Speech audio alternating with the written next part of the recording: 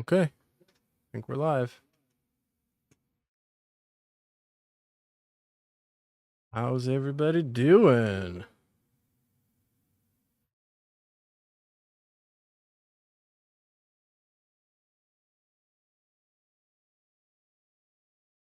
Yep, Stream Elements. Chrissy May 37 is now live.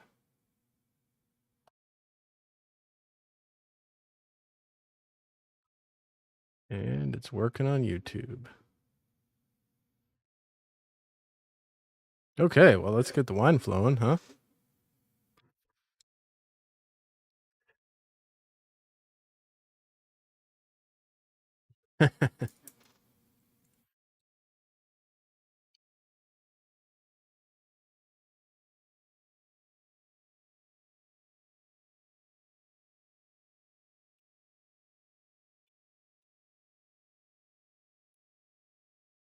Oh, I lost your image. Oh, now it's coming back. Yeah, you see yourself, but the stream lost it. I think it's because this thing is got issues.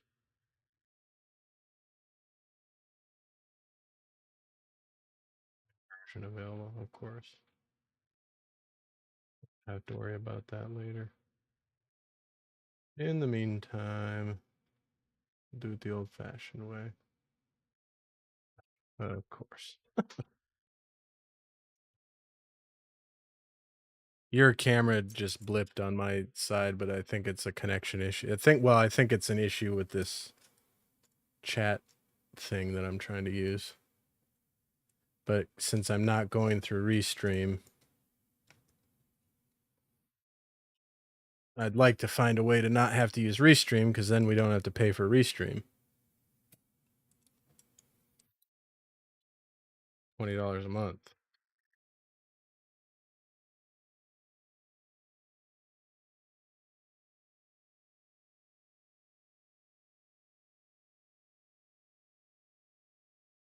The echo. Yeah, when we did the video that way, but now I was using it to push the stream out to the different channels, and then also to get all the chats so that we could see everybody talking. But if I don't have to do that, then that'd be better, because then we don't have to pay for Restream.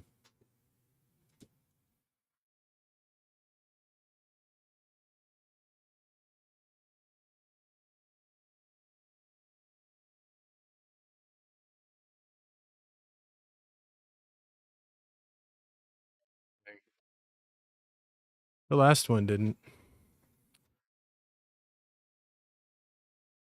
Yeah, but the thing didn't catch any sediment.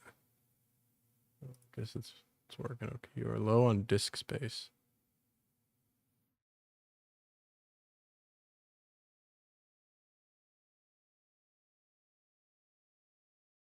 Oh, it's because this thing I'm trying to use probably has a memory leak.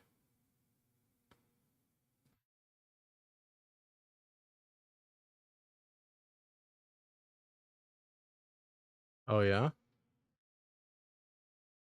Who can say? Who can say? Oh, Jesus Christ. Okay.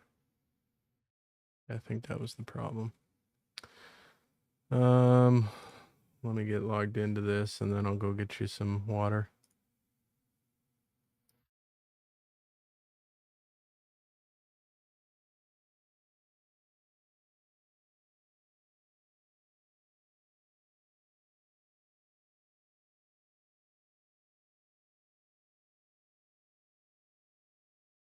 Well, yeah, not these days.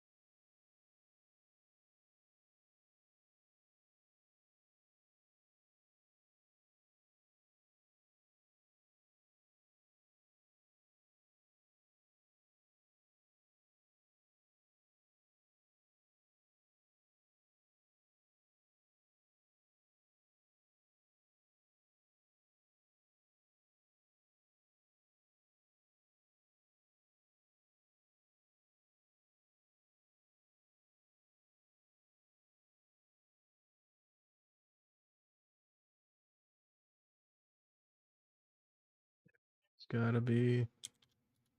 I mean, I literally just logged in. You can't just keep me authenticated from that.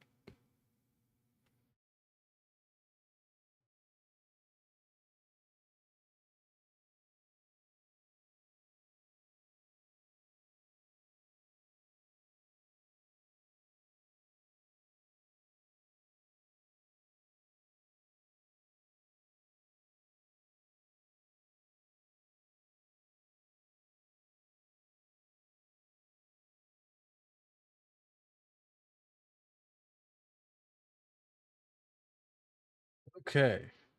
Now that that's all taken care of.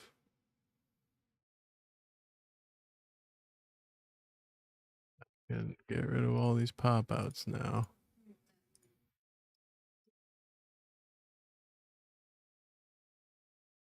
Yeah. It was 69.45, but it's in contract. And it was also $500,000 for a 3-bedroom, 3-bath.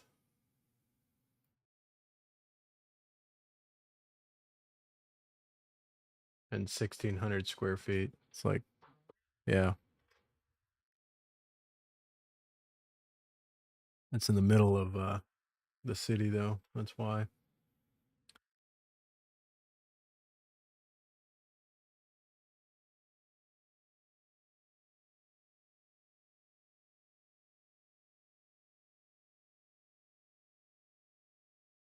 All right, I'm gonna go get you a bottle of water. So let's do that one, and I'll be right back.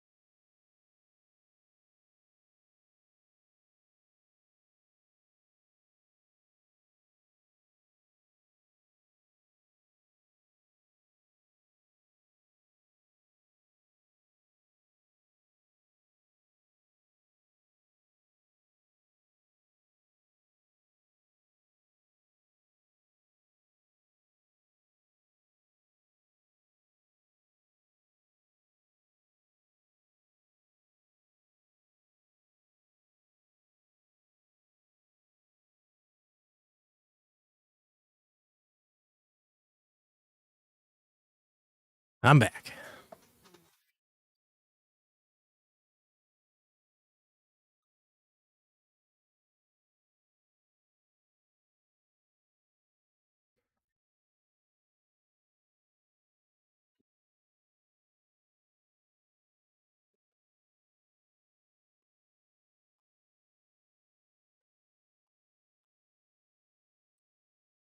Yeah.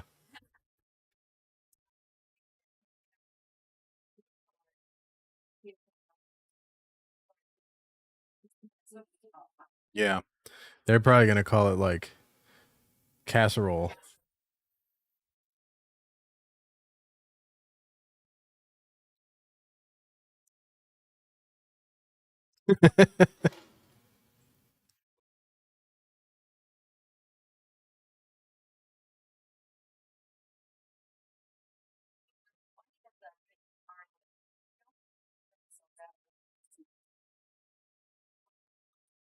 Yeah. Well, I was thinking about that, and I think it's because like there's a reason we couldn't find any Lutheran churches down in North Carolina, really. And I bet you if we had gone to that one, well, not the kind that we wanted to go to though.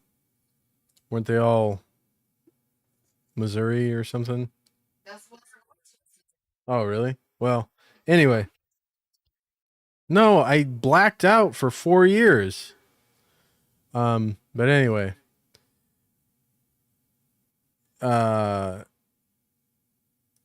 I bet if we had gone to one of those churches, we would have found that a lot of those people were probably from northern states, because that's where a lot of the Lutherans are.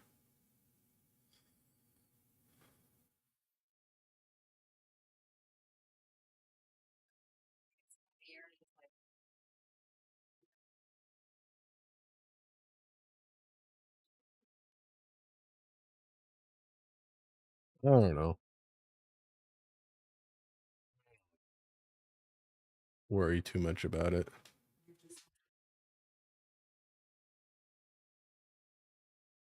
Don't. I mean, does it really matter?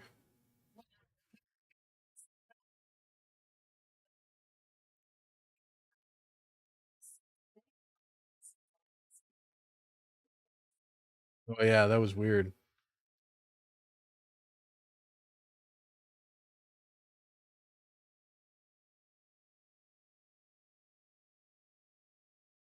Kind of like standoffish Norwegians.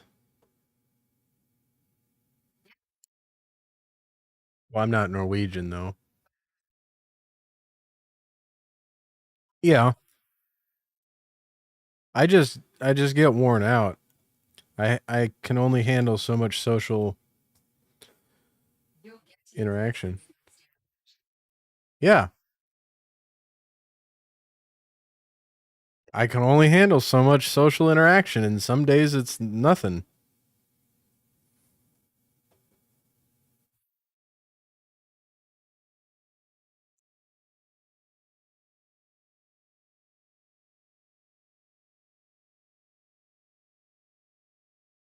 Most days it's nothing. That's why I love it when I get a DoorDash order that says "leave it at my door," and I can just take a picture and then disappear into the distance, into the wilderness.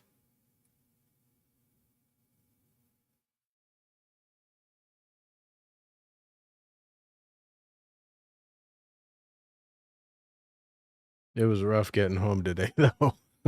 The battery died. It's just like, ugh. And then apparently we live at the top of a hill because it was mostly uphill the whole way.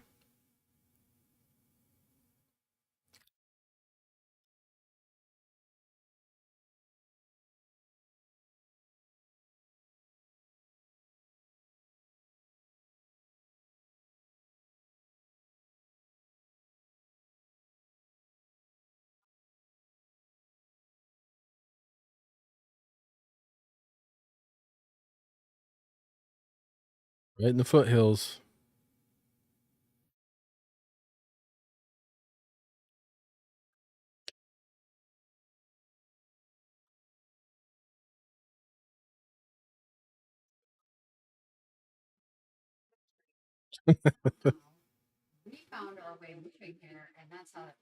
That's how that worked.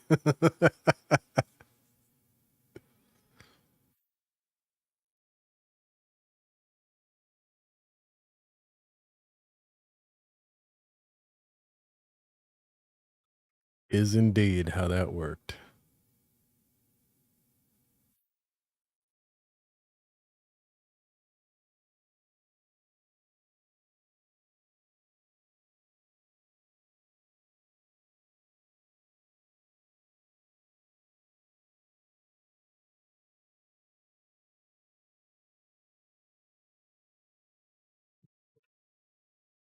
Yep, they're just like, well, this is where we are now.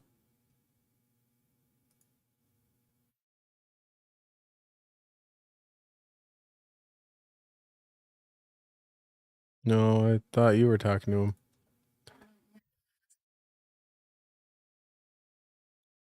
You don't always have to. I just thought you were talking to him. I can send him a message.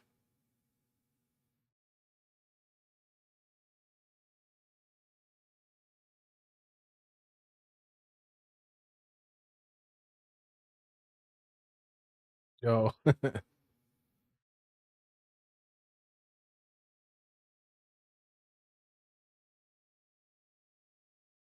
he says, be right there.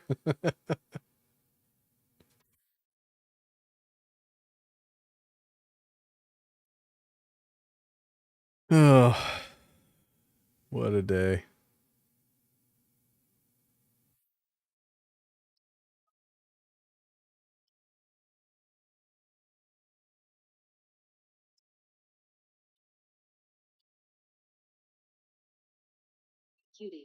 Hey, there he is. Welcome, Steven.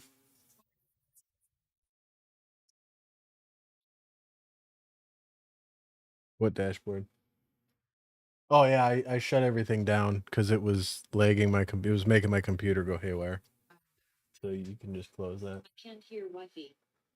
You can't hear Wifey. Say something, hun. Oh, that's what's happening here. Now say something.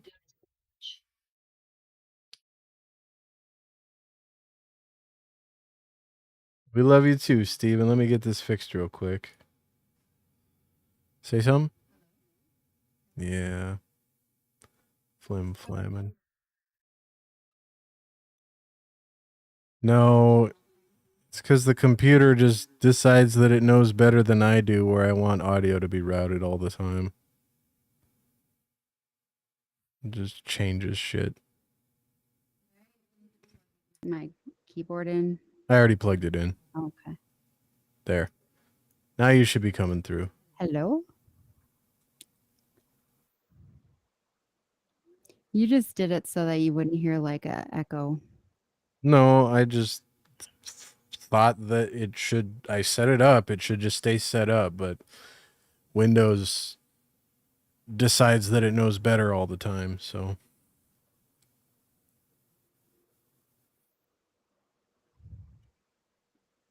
you should be able to hear her now, Steven. Can you hear her? Hello.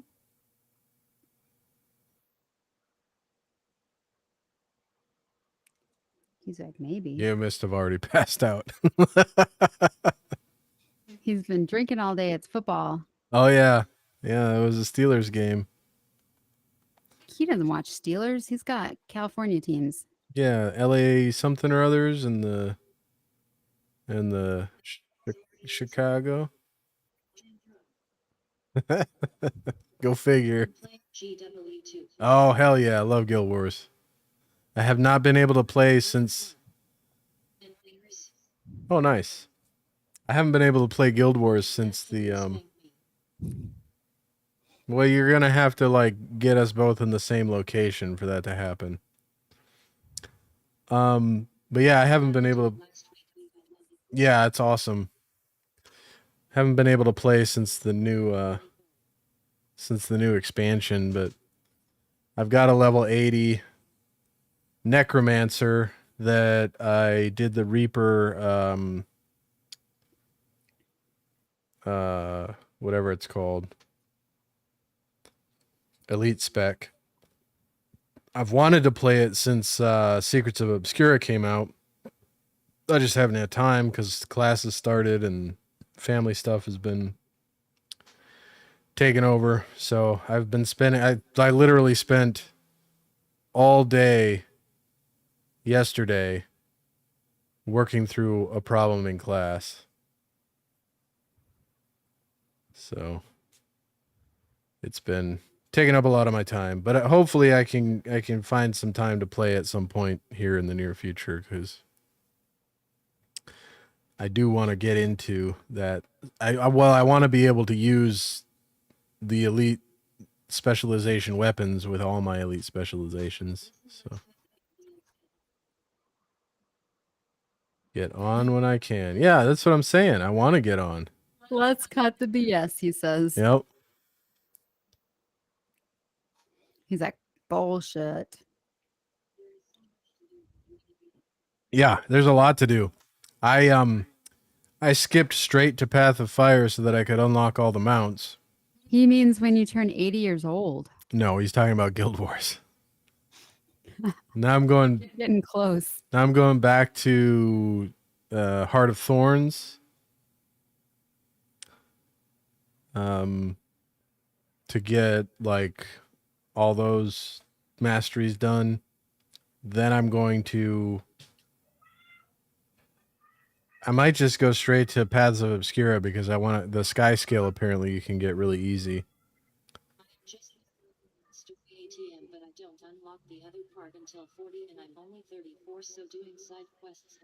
Yeah, that happens a lot when you're doing the the personal story, and you're gonna hit 80 before you finish it.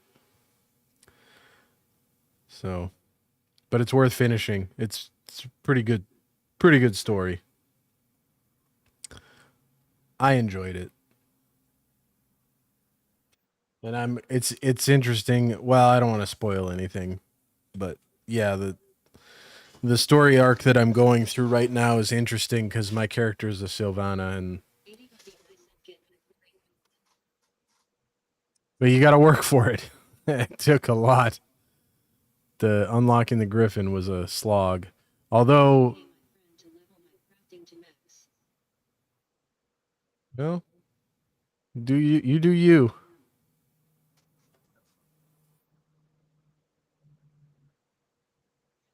I think we're putting Chrissy May to sleep. Okay. Yeah, I'm just sitting here thinking, like, should I put on a longer sleeve shirt? Like, should I put on a sweater? Just so many.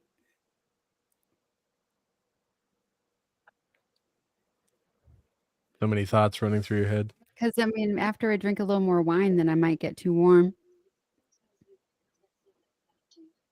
Yeah. Yep.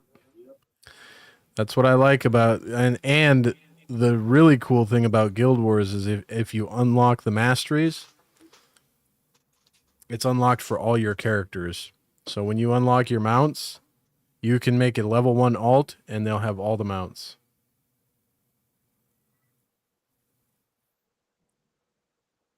That's what I like about it. And if you get like legendary armor, you can like pass it freely between your characters, change all the stats so that it's works for the character that it's on.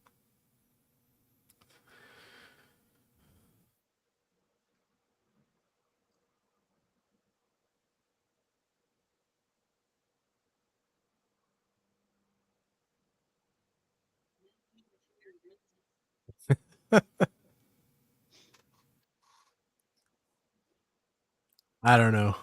All my Indiana friends keep bugging me. When you come into Indiana, I need to see you soon. Don't you all know? Life is so busy. Yeah. I think we're closer to Indiana now though. Oh, it's 7 hours. Yeah. Yeah, we're way closer then. Yeah.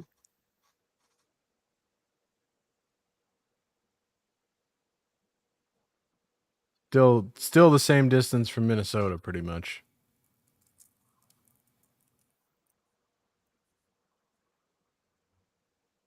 Oddly enough.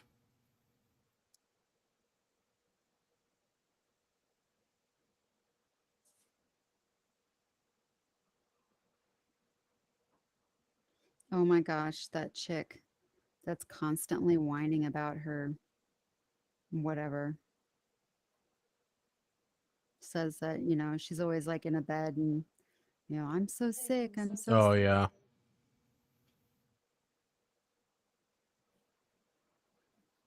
Steven, I did door dashing on my e-bike today. And it went really awesome all the way up until the battery died. And I had to come home. So I'm worn out. I just biked 7 miles uphill pretty much. 7 miles uphill both ways. Well, the one way, the 7 miles. There was maybe Back in my day, we used to walk uphill both ways in the snow. there was maybe 2 miles that weren't uphill, but the whole rest of the way was uphill. Yeah, and then Chrissy Gumi tried to give him a hug, and she's like, "You stink." Yeah, I was sweaty. I was a sweaty mess. It's hot. It was like 80 degrees out. They are cool. I'm definitely gonna have to change my strategy though for how I schedule my door dashes because it's gonna have to be no more than 2 hours at a time. fast. Mine only goes, or well, the engine stops powering at 23 miles an hour. So I was trying to like bump it up, but to change the max speed, you need to have some password, and I don't have the password. So Why do you need to go faster than that? I'd probably die. I'd get so dizzy. I'd fall off my bike. faster than 20, because cars go faster than 23 miles an hour. Yeah, I'm in the same lane as the cars. I want to keep up with them. But the cool thing about the e-bike is if the cars stop moving, I can just slide over onto the sidewalk and keep going. I'm sure I piss a lot of people off doing that, but you know what? I always hear the cars honking, and I'm like, "Is he? Are they honking at Trying you?" to do well. That one was there was a guy at a stoplight that I don't know if he was just like staring at me or what was going on, but the light turned green and he just straight up didn't move. So the car was honking at him. I got honked at one time because I don't know, the guy just wanted to honk at me. He wasn't even close to me, but he decided that I irritated him, so he honked at me. You kind of do like move slow. I wasn't in front of him.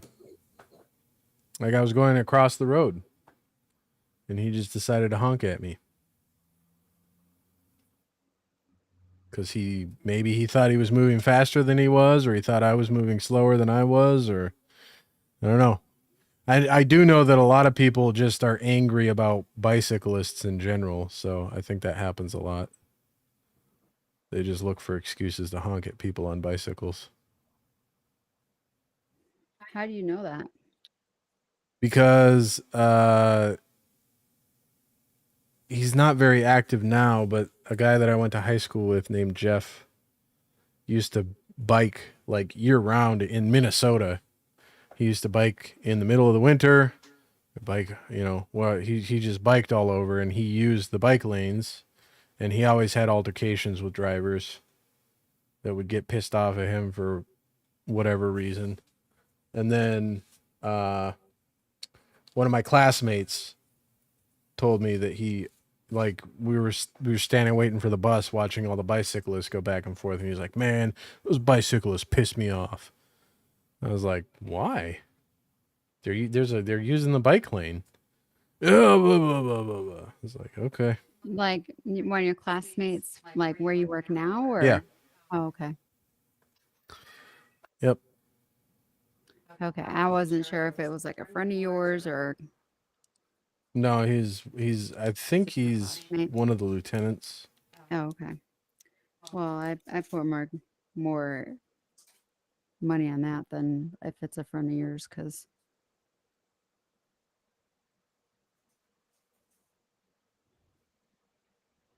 What, money on somebody not liking bicyclists? yeah, I mean, people that tend to be like you tend to have negative views anyway.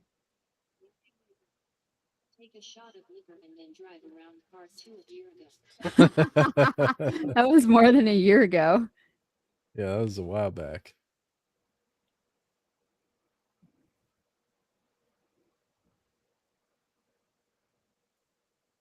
I would say that he's got the negative view. He's the one that lets bicyclists ruin his day.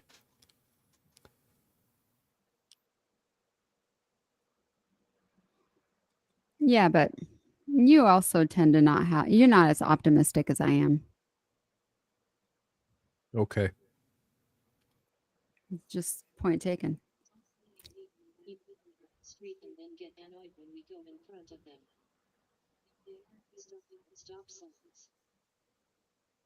Yeah. I don't stop at stop signs. I just, well, unless there's a car going through. But I don't get annoyed when a car goes in front of me. I kind of expect that to happen.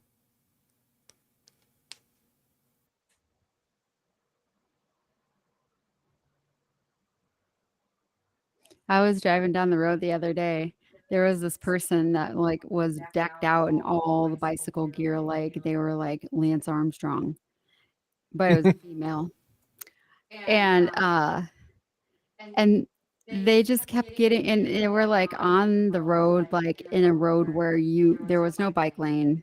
Sometimes there would be like an area where you could maybe like drive around the person or that you could share the road with the person, but there was no bike lane. And what in the heck, Gitch? And and so and so and so I'm sitting there and I'm like, and I'm driving, you know, behind this person, and they just like kept like looking behind, like, nope, you can't get around me. They weren't putting their arm out like it was a turn signal. They were just like, no, stop, don't get around me. They would like get back into the lane and then they would kind of get back over. So I was like, what are they doing? And I was like, what the heck is happening here? And they were just like speeding, but they weren't going anywhere near what the speed limit was. Speed limit was 55 miles an hour.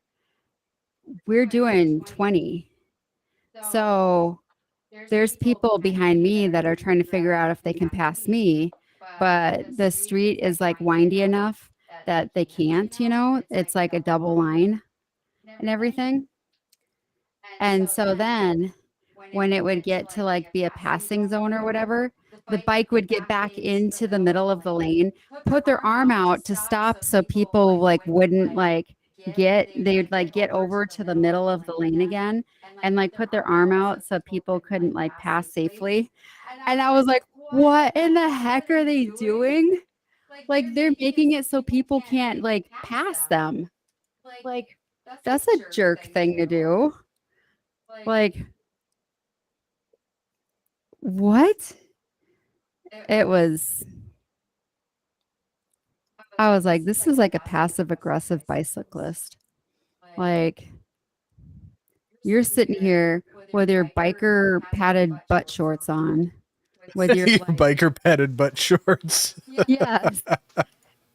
They're like super like bright orange, white striped with like sky blue, super biker outfit on and everything.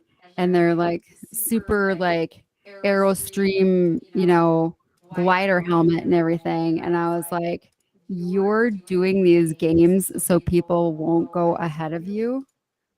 Dude, the speed limit is 55. People are going to pass you if they want to. Just let them. You obviously, there's no way you're going to go that fast. No matter how go speed racer you're going. You're on a bike. Wow. Yeah, that's kind of crazy. And part of me was just like, is this the time that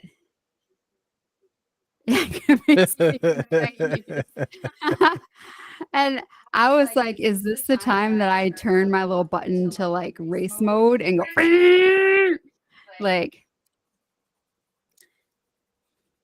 it was after the infusion when that guy at the valet was like, this car is not meant to be in city going pokey. You get on the highway and you just run with it. And I was like, oh, hell no, I don't just drive putt around the city. Yeah, I get on the highway and go fast as fast can be. Like I used to be a cop. I know where the cops hang out hiding.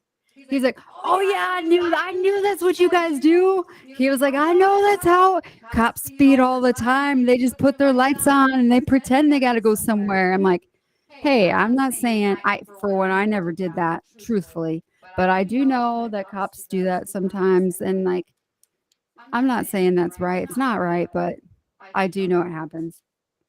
But I'm like, dude, if you want to do that too, go become a cop. They need cops. You're young. Go do it. Stop being a valet. I gave him a tip. Give him some money. And I told him, go learn to drive stick shift so he can drive my car when I pull up. Isn't he the one that could drive stick? No, he was the one that came to look at my car. He just Oh, wanted to look inside of it and see what all the little buttons and the little dash look like and all that stuff. Because everybody's like all interested when I come now. They're like, dude, what year is this? Man. Yeah, they hired a guy that can drive a stick shift because they're like, yeah, we have somebody that like routinely is going to be here. And like our girl needs a day off occasionally. What if the stick shift shows up?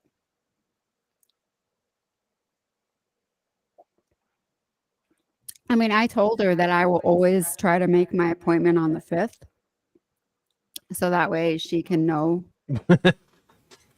But sometimes the 5th might be a holiday yeah. or a Sunday. Never know. Well, definitely the 5th of May. Wait, is that the day that V for Vendetta happened? Oh, no, that's November. Yeah, 5th of November. No, 5th of May is Cinco de Mayo. I'm not going to be looking for tacos. Well, it's a holiday. All right, Not Steven. for me, I'm white. All right, Steven, here you go. We got your cyclist thing here. All right, let's see this. Let's see this. Can you see it on yours? I don't know, not yet. If you pull up, Should I pull it up on my phone? yeah, you can pull it up on your phone and then you'll see it. All right, let's see. I'm going to pull it up. Actually, I wonder. Yeah, probably not.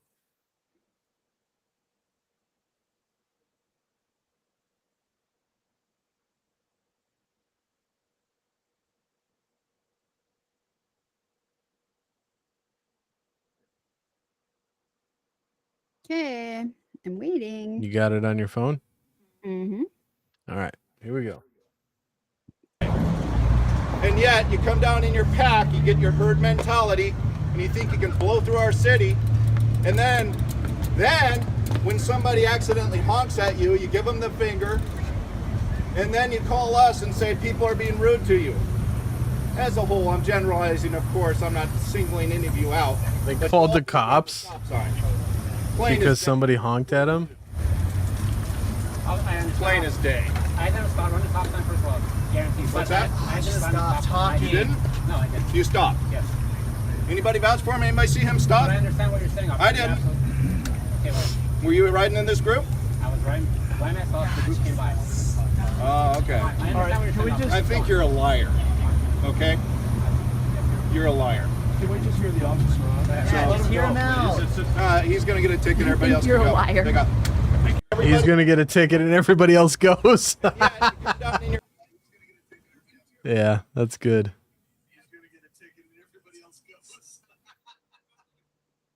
That's a good one.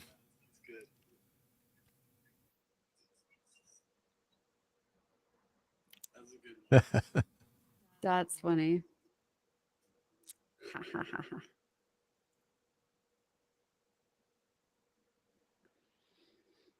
Oh.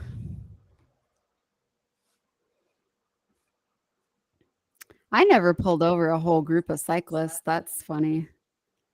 I never saw really any bicyclists in Rapid City. From what it sounded like, they're the ones that called the cops because people were honking at him. Oh. And then he stopped to talk to, well, I apparently pulled him over to stop and talk to him because he was like, you guys think you can come to our town and drive through like a bunch of maniacs? And then when people honk at you, you flip them off and you call us because they're being rude. It's like, why would you call the cops because somebody honked at you? Like, that's ridiculous. I get honked at all the time. I don't get honked at. I do the honking. True story. I wouldn't honk at you. I don't honk at bicyclists. I honk at other vehicles.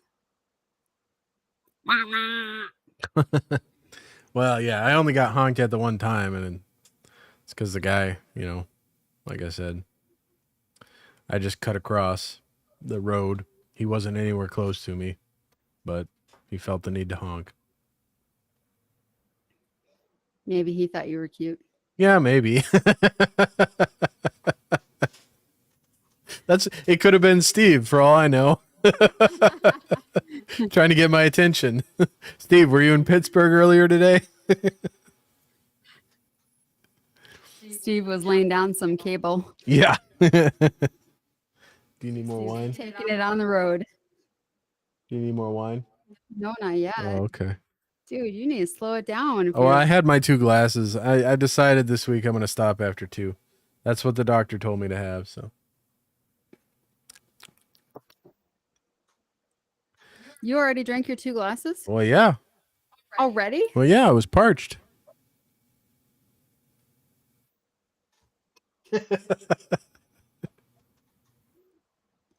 Jesus. Have you ever thought of a thing called water? I have it right here. Jesus Christ. How are you so parched? I don't know, maybe because I just biked 7 miles uphill. It's electronic. You did The nothing. battery was dead, and it's a heavy-ass bike. And the front sprocket only has 1 gear, so you can't get it like... If I had been on either of my other bikes, going uphill would have been fine. But I don't know. You're kind of out of shape. regardless, putting it in the highest or the lowest, however you want to say it, putting it in the uphill mode on either of those bikes, I would have been able to get up the hill without having to walk. But this thing, like... Would you have been fine if you were just pushing the bike uphill? Yeah, well, I did push the bike uphill. Like, I walked it uphill, but it's so freaking heavy that, like, my forearms started to get smoked just holding the handlebars because it's like an 85-pound bike. Seems like you're going to start doing some weightlifting. I did. Well, I carried it up and down a couple flights of stairs, so... Because it kept trying to get me to go up Race Street, and I don't like the idea of going around that corner on a bike where it's blind and nobody pays attention to those stop signs. Mm-hmm. So I went down under that little tunnel that goes down under the bus route. Oh, I don't like that. Well, I mean, it seems like it's safe, but it just always makes me think that homeless people are going to be living there. Yeah, well, And so that area, I know what you're talking about because I get the same like heebie-jeebies when I walk through there too.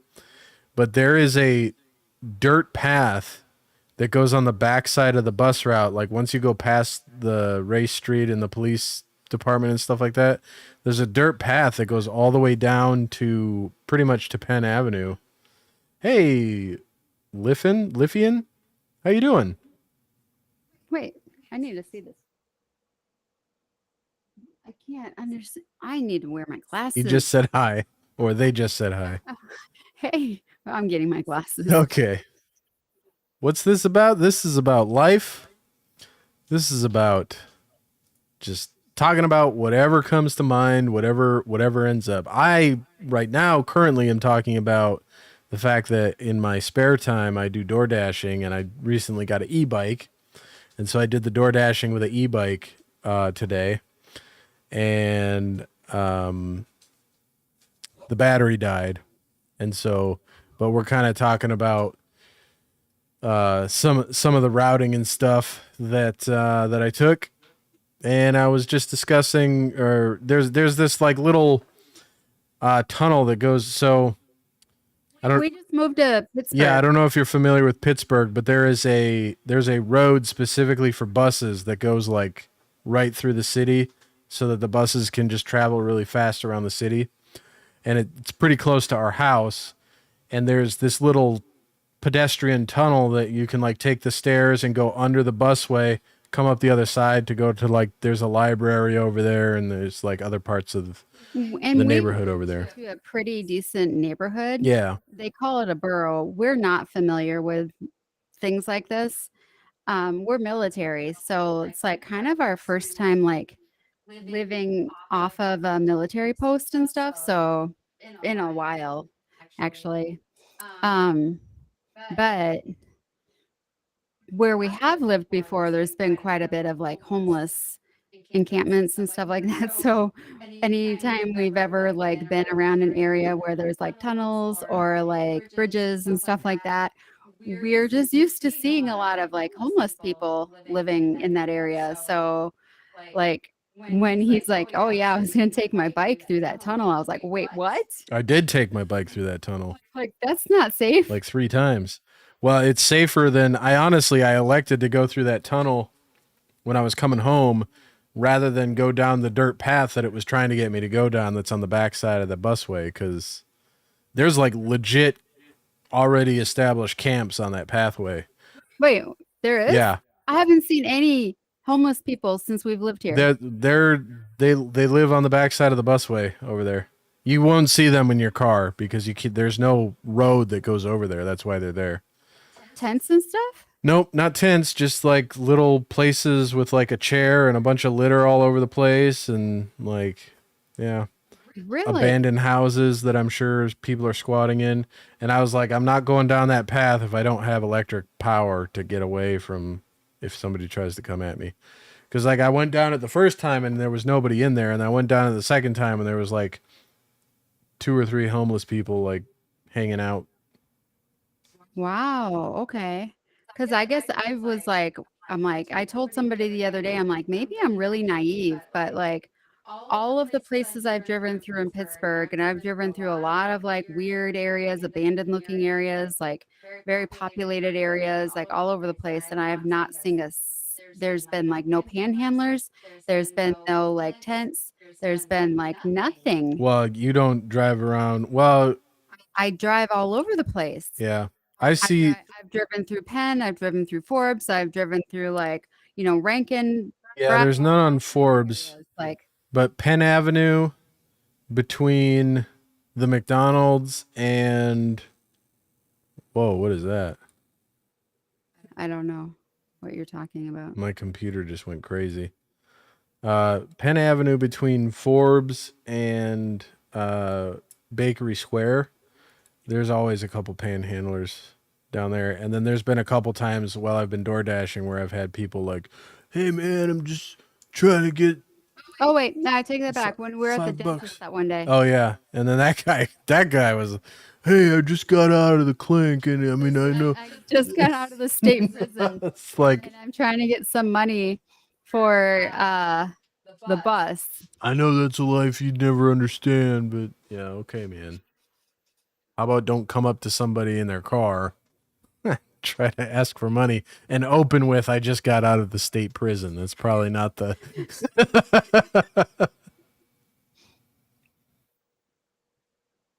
Yeah, it was just the weirdest thing.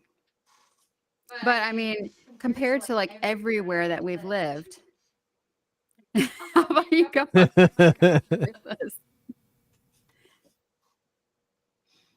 Yeah, it's just so weird, Wine night? Yeah, we're doing wine. The doctor told me I should drink red wine for my heart, and then we're trying to do this Mediterranean diet, which says 2 glasses of red wine is acceptable. Okay, so have you guys watched I agree. Good old Steve. That's right, Gandalf. Hey, thank Gandalf. you. Hey, I wanna ask I don't know how to say your screen name. Lithian or Illifian? Lilfian? It could be Illifian. That could be a capital I and a lowercase L. Can you guess my age? Just wondering. Oh, yeah, that is. That's your lover, Gandalf. 70. Wow. Hey, that's not good. I'll put this over here. Oh, I'm going to take the wine. I just poured myself a 3rd glass, so. Oh, geez. Yeah, I haven't. Oh, yeah, she's got Insta. I think it's connected on my page. On Chrissy May 37. Chrissy May 37 on Twitch. She's got her own Twitch. We're streaming over there too. Yep, it's connected on here, and I have my own Instagram. My Instagram, let me add it. I'll put it in the thread here. I'm so not savvy, but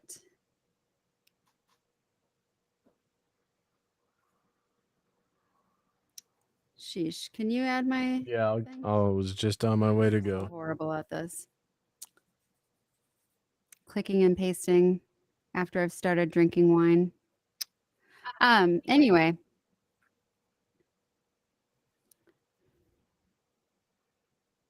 Where was my train of thought going? No idea. There you go. Anyway, a lot of my friends lately, though, they like on Facebook today, I saw 3 people talk about how they were going to get some fillers, they were going to get some makeup tattooed on, they were going to get a chemical peel. And I was like, I wear makeup when I stream on Twitch.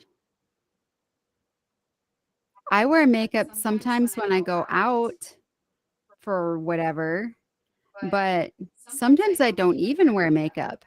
I don't even wear like foundation, you know, all that caked up foundation stuff. Oh, I almost just drank out of this bottle. Like I don't anymore. I just do my whole moisturizing crap and that's it. Like that's it. And I've been through hell in my health. And I used to look worse like after chemo. I started using some moisturizer crap that I use now and I look a million times younger since I started using that stuff. So I just started losing organs and reversing my age. It's crazy. Oh my gosh, when I was at the hematologist the other day, Gandalf, you'll like this.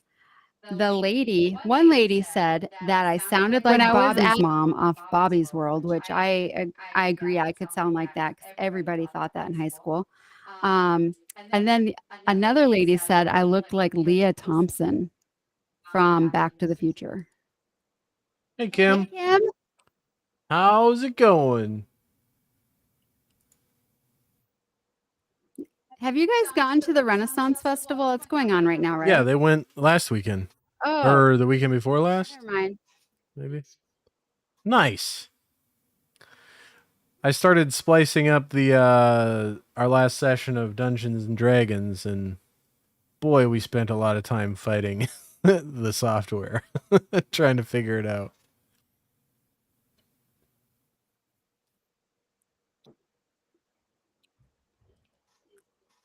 Oh, that was a state fair. Oh, okay.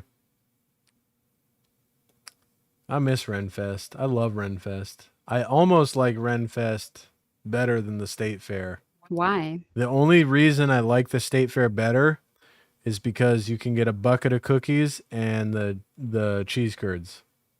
I mean, you can get cheese curds at Renfest. You can? Yeah, I got them when I was there.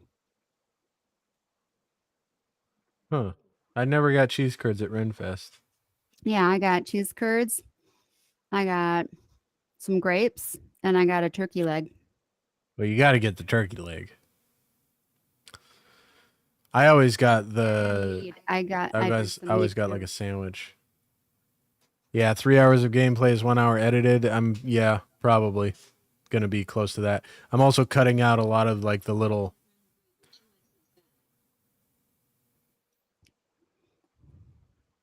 Lines at Len Great are 2x as bad. Renfest are 2 times as bad. I don't know. I never thought the lines were.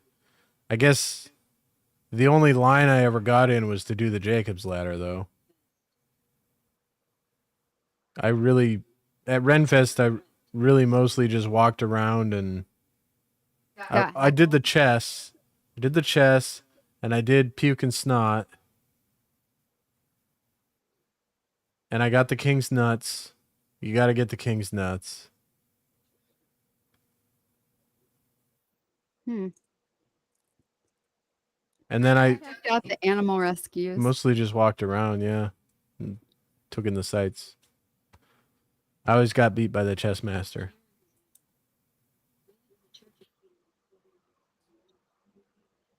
Oh yeah, the lines for the food. Yeah, I think that's the main reason I've only gotten the turkey leg one time because well, I had the turkey leg when I was eating with the king and everybody. that I've never been able to do that. Well, I went there with that guy that does the sound for the Viking Okay. and Yeah. everything. And he just, I don't know, he has Connections. connections. Yeah. I don't know. Kind of like I'm really curious to see how this thing on Wednesday goes. Oh yeah. Tell Gandalf. So Wednesday, well, I'll just say Wednesday I'm going to have or Chrissy May and I are going to go have dinner with the Steelers with a couple of other guys from work. Cuz they're doing like a vets appreciation thing or something like that. So we have dinner and then those of us in the unit are going to go like play around on the field while they train or whatever. The +1s aren't allowed. Yeah, the +1s are going to like watch us from the stands. My brother, not fair considering I serve too. yeah. And I'm a football fan and he's not. He don't give a shit about football. Yeah, the only reason I'm going is cuz she wanted to go. I played Madden football on the freaking Hey, I played Madden. I was the Broncos. I won the Super Bowl. When you played against me when we played Madden football. No, when I played against you, you got like bored or something. You didn't like it. Yeah, because you actually understood how to use the controllers. I don't. I just press buttons. Okay. But yeah, my brother's a big Steelers fan, so he's super jealous. I usually would choose I always chose the Steelers defense. They have good Iron Curtain. Go figure. Defense back in the 70s.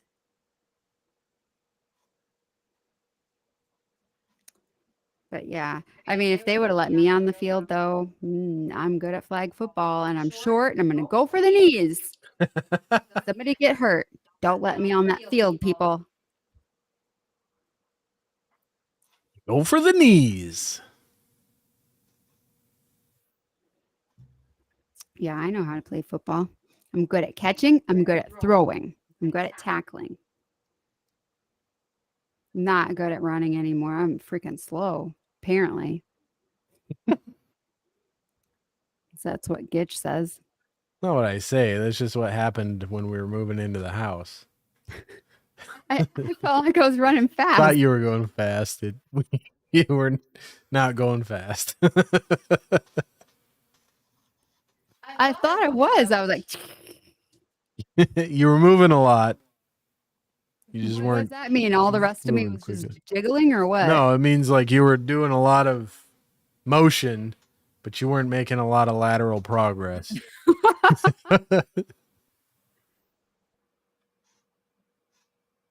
Thanks.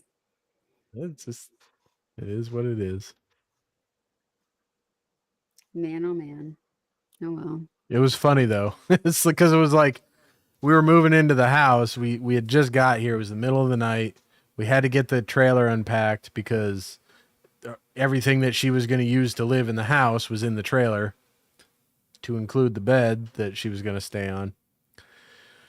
And you know, we'd all just driven all day, but we're all worried about her health. That's why my mom's friend came and helped us drive and everything like that. So she's trying to like carry all this stuff into the house, and I go, honey, you should really just go sit down, just chill, let us get everything unpacked.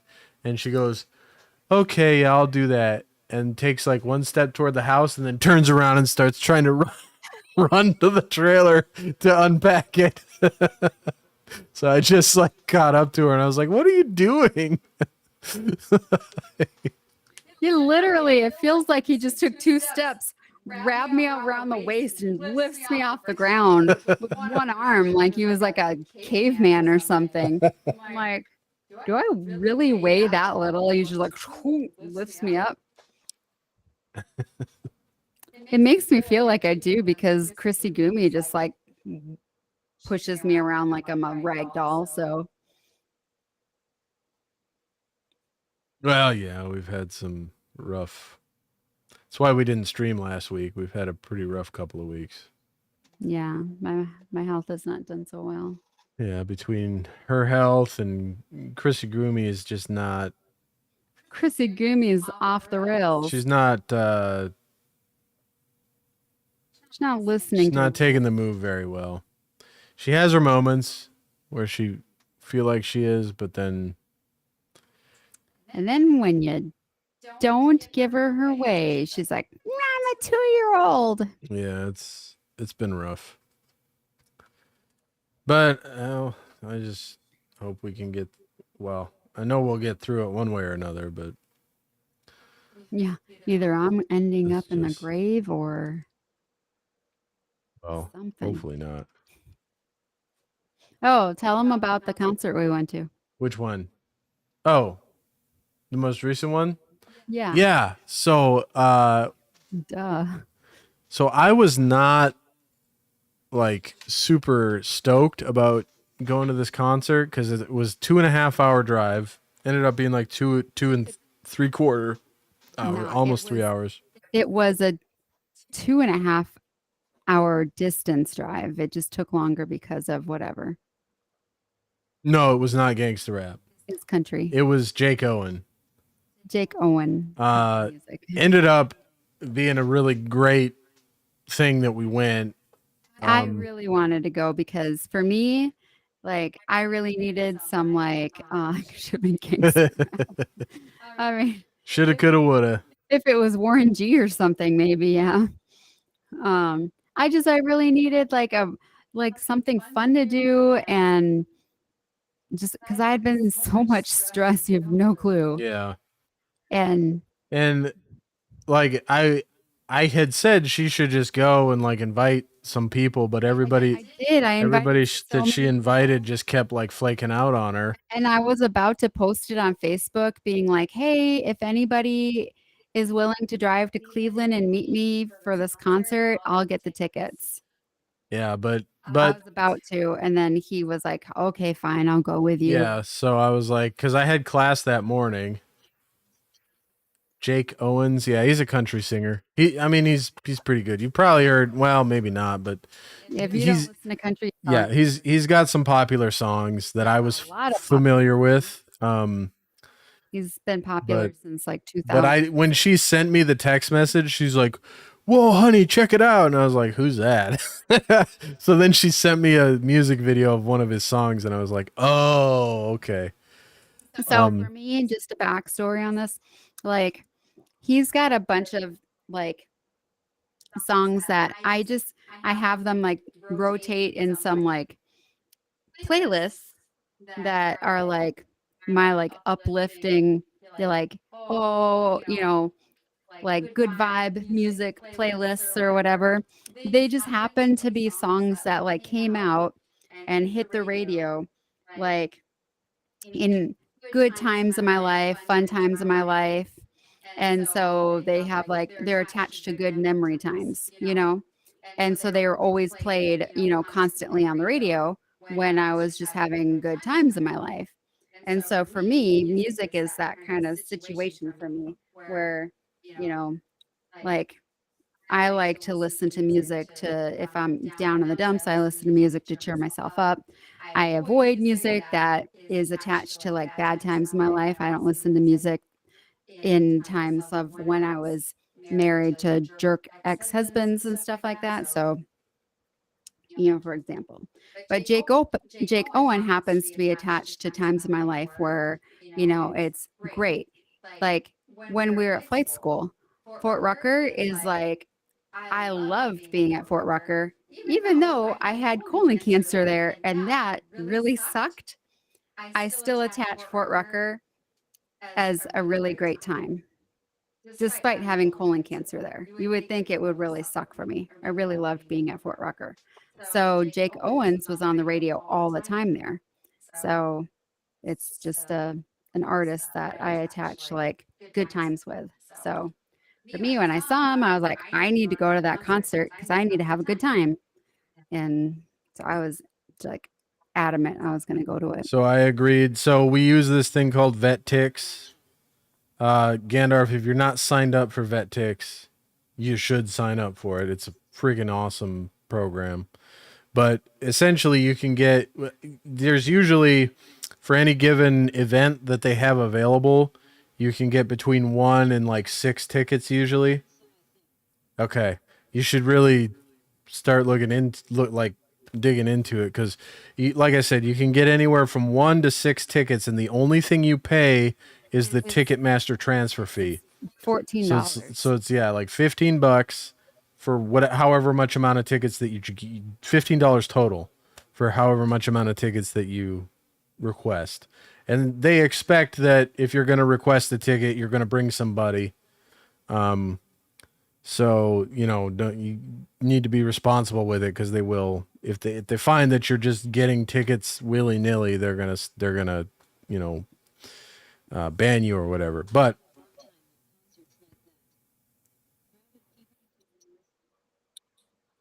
yeah, I mean, I have found there's that like for the tickets that they donate for veterans tend to be in areas that are like, yeah. I don't they like must think about the tickets that they know that they're giving. Yeah, like when we went to Ed Sheeran, it was way up in the back of the stadium, away from everybody, and it's still, I mean, They were it good. was incredible. Like he puts on a good show, and the production value, I didn't feel like we were super far away. And they're always close to exits, it seems like. Yeah, yeah. And when we went to Guns N' Roses, there wasn't a whole bunch of people around us, because all the tickets are in the same area, and we're always by other veterans. And there's always like at least 100 tickets available the night of the event, so there's 100 empty seats around you. Mm-hmm. So, at least in my experience, there's been some events recently, like I think, Hatebreed's in town, and they only have like 30 tickets left or something like that. So I guess a lot of veterans like Hatebreed, but yeah. But yeah, so anyway, we went out there to this Jake Owen concert, and what was the first band? Davis Highway? Dave's Highway. And they like, I've followed them like their entire, they did awesome. Apparently it was like their first like cross country tour.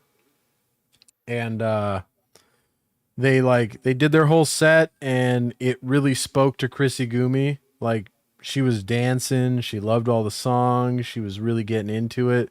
And then when they were done with their set, they were like, "Hey, meet us out by the merch table, and we want to meet everybody." And so Chrissy Gumi and Chrissy May went out. I, held the fort down so that we didn't lose our spot on the floor. Like, as soon as I said that, I'm like, I'm taking her back there. Yeah. Because they're siblings, and I was like, I know the one girl, Erica, she writes all their songs, and they've been in music business since they were like young teens. And I was like, okay, Chrissy Gumi writes songs. She writes good songs, and like songs that could get sold right now and sung by somebody on the radio. And I tell her that all the time. She does not believe me. And then she's like, "Oh, I'll sing it." But then she has, she like watches all those like Voice and American Idol type shows and whatever, and she wants to be super quirky and whatever with her vocal style, but doesn't understand that the vocal style that she wants to do can cause like vocal polyps. And I'm like, you need to get some lessons. She just needs lessons. If you want to do that, because you're going to get yourself into a vocal surgery doing this. Like, you need to be responsible with your voice. If you want to do something like this and sing or something your own songs, that's all fine and dandy, but you need to understand that you need to take care of your voice then. So I brought her back. I'm like, okay, I'm going to bring her back there. I'm going to get her to meet these people and talk about writing songs. And so I did, and they talked about it and everything. And they were just like, we would like to see your songs. And so the guy was like, okay, let me give you some picks. I want you to learn an instrument, he said. I want you to listen to your dad. I want you to not be like, I can learn it by myself. Because then the sister was like, well, I tried doing that. And honestly, I was very stubborn. And if I would have like listened to my brother who actually took lessons, like it would have been a lot easier. And then she's like, yeah, I know he's my dad. And he's always like, you gotta do this. And he's like, yeah, well, he's your dad. He knows already. He's trying to help you. He makes it easier. And so I knew if maybe somebody else told her these things, maybe she'd listen. So that's my hope, at least. So then we were in the concert and we're sitting there. We're at the side of the stage. There's these like chairs because we're like down in the pit where like an orchestra would play because we're at a theater where they're playing. And all of a sudden I get tapped and it's them. They're sitting directly where we're standing. And so I'm chit-chatting with this woman in this band and she's texting her mom and she's like, can I take a picture of you? I want to send it to my mom. And so she takes a picture of me. And next thing I know, her mom wants to say hi to me. And so I'm texting her mom and everything. And it became like a whole thing. Yeah, it was crazy. Yeah. And then Weird. Jake Owen hit the stage and like did a incredible set. And then when he came out for the encore, he did like this solo song where he was just him and the guitar. The whole band was like, off the stage and spotlight was on him. And like he did the song and it was awesome. And then at the end of it, he's like, man, I don't know if you guys could tell, but sometimes you get inside your own head. And I've been in my own head this whole night. I've tried to put on the best show I can for you. Usually I come to these shows and I'm like, I want to be the person that is like a positive influence in somebody's life that can help them get through a hard time. And, I don't ever come to these shows expecting to be the person that needs help. But tonight I really needed the help and you guys were there for me and I appreciate it. And then he's like, so whatever you want, you just go to the merch stand. You want a shirt, you want a hat, just tell them Jake Owen told you can have it. It's no charge. So like Chrissy May's like, you should probably go get in line at the merch stand. And I was like, I don't know if I'm pretty sure his accountant is going to have something to say about this, but okay, I'll go get in line at the merch stand. Sure enough, like they were just giving stuff away. Everything. So we got I got a tour shirt and a hat. Chrissy May got a tour shirt and she had the I got a koozie. The Dave's Highway people sign a shirt for her. And then Chrissy May got a koozie and a shirt and like it was awesome. Yeah, and just to be like a part of that thing. And the fact that, we've been in Pittsburgh since June, so what, like 2 months. Little over 2 months. But I was taping at the very end. He was autographing everything. And nice. And I was just taping it because I like to capture things. I like to capture memories. I like to look back on things and memories and everything. And I was capturing it. And then I guess he pointed at me taping him and he like pointed and waved. Anyway, the next morning at breakfast, everybody on the tour was eating breakfast together before they headed out on the road. They were talking about the night before. And I guess Delaney, which was from Dave's Highway, she was talking about us as the family that they had met. And they were showing pictures that they had taken and some videos they had taken of the concert, talking about the little girl they met that writes songs. And, her dad's a pilot in the Army and, yada, yada. And Jake Owen was like, oh, I remember that woman. She was videoing the end of the night. I waved at her. He goes, that's so crazy. Yeah, it was really cool. And then he messaged on Matt's post on Instagram. Oh, and his mom messaged me on her name's weird. It's like a M. Oh, I'll have to look. Anyway, she was like, oh, she's like, I hope you don't mind. I followed you. She's like, something about, she's like, I'm a cancer survivor too. Oh wow, Yeah. that's cool. So weird. Yeah, it was. Say it's just been the weirdest experience of like, can't even tell you. Hey, Steve, Steve, I have to tell you, like, we I love having you around, man. I just have to say though, like when you were going through all that anxiety, like I didn't even think I helped you at all. But now you're out there, you're working all the time, you're hanging out with friends all the time, you're partying all the time, like you're living a full life now. And like I'm just glad you're living fully. Yeah. Yeah, it's good. Good to see you doing good things, man.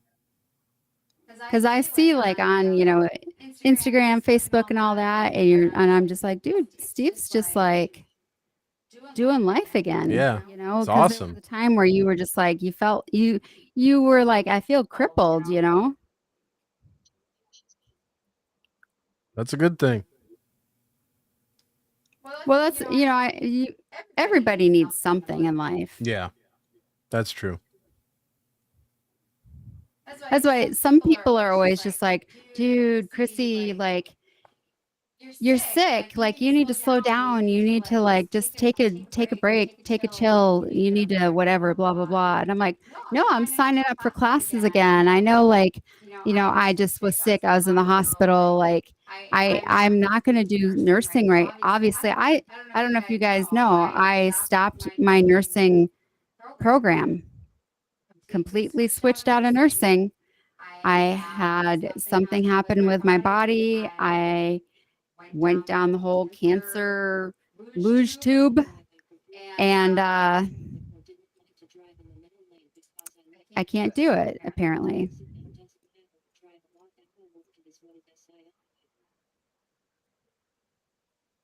Well, hey, man, getting exposed to that kind of stuff is what gets you over your fear of it. Yeah. So, in my one psychology class I'm taking, is my personality psychology class. We had to, write our introduction or whatever. And part of my introduction was about, something that's about yourself or whatever. And, growing up, they gave out awards in elementary school for random stuff, right? I used to win awards for the most scholastic books read, for most artistic, most shy, and most sick days. Like, who wants to have the award for most sick days? I had really bad tonsils. I had my tonsils out in 5th grade. But I didn't have any friends in elementary school because I lived in an abusive house. And I think it wasn't like I was told I could have no friends, but I think when you are living in abuse, you don't want people to see your bruises. You don't want anybody to be around your house where your parents are screaming all the time, And I wasn't really around other people. Like in preschool, I had a couple of friends from preschool. I went to their homes a couple times. And I think that was enough exposure to know that my house was greatly different than other people's homes. And I think that was probably the catalyst to make me think that I didn't want to be at other people's houses, and maybe I didn't want other people to be in my house because they would just know that my house was a bad house. Maybe. I don't know. I don't know what made me not want people around me or at my house, but probably that was it. I don't know. I have no idea. I have no idea why. But I did not have friends. I didn't have friends. I didn't have friends until 6th grade. And it was not even by my choice. This one girl just like pushed and pushed and pushed until she was like, I'm your best friend. And because I was such a like pushover and walk all over me type person and mute, I guess I just let her be my friend.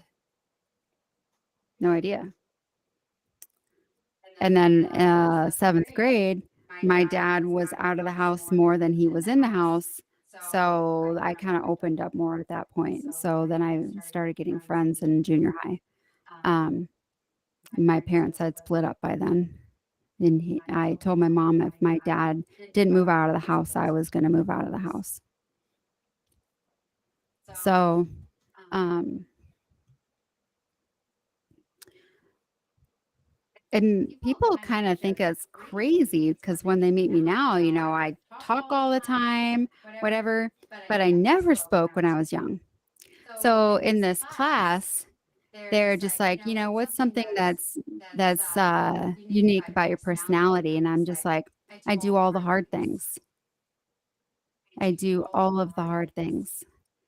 And that's because when I had a job, a lot of people do retail sales and whatnot. Well, in one of my retail sales jobs, they made me watch some video about sales techniques and whatever. And it was just, pushing yourself outside your comfortable zone and asking for the sale and, all these different things, whatever.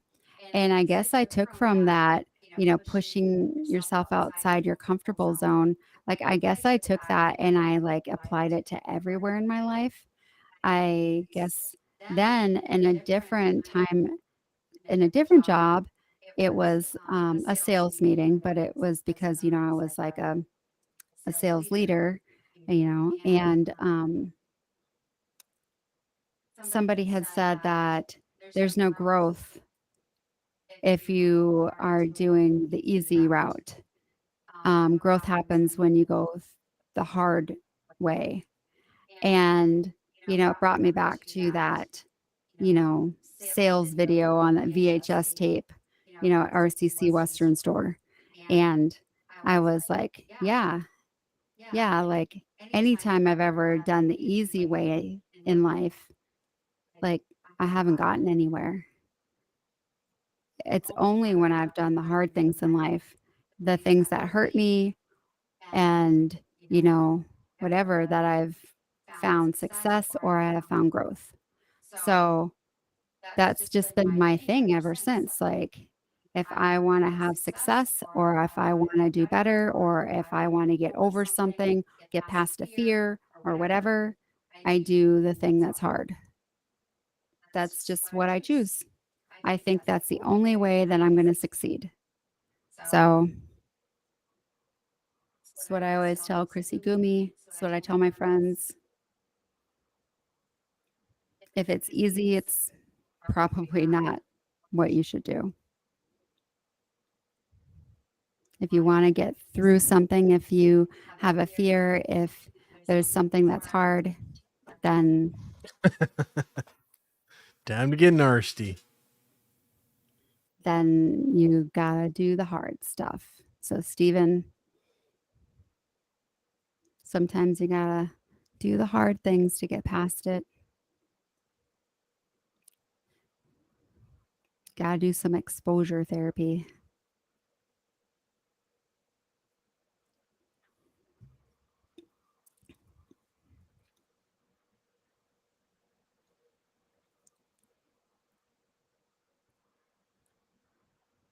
What is nasty? It's nasty, but spelled funny. He's gonna get nasty in the computer room? Yeah, I guess. That's where you go to have sex? Butts. Kim, I did not know that about you. No, that's Gandalf. I know, but that's who he's having the nasty with.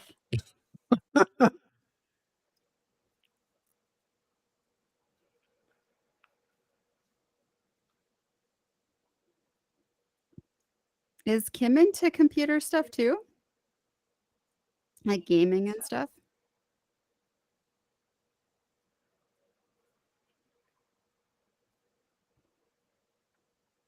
Nope. Well, what is she into? Cooking, knitting,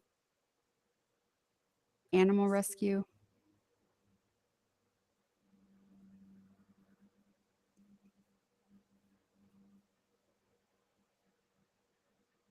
Any of the above?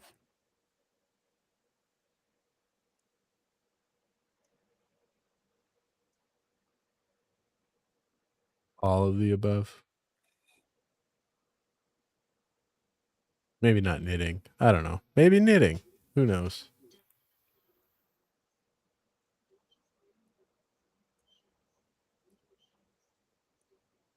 I don't have a lot of hobbies. Yeah.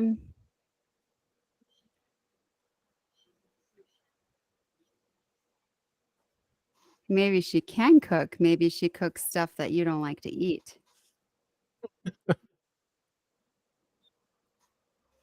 There's always that. Gitch can cook most of the time. He cooks stuff I don't like to eat. But he shocked me. He cooked something up yesterday and it turned out good. It was tasty. Super tasty.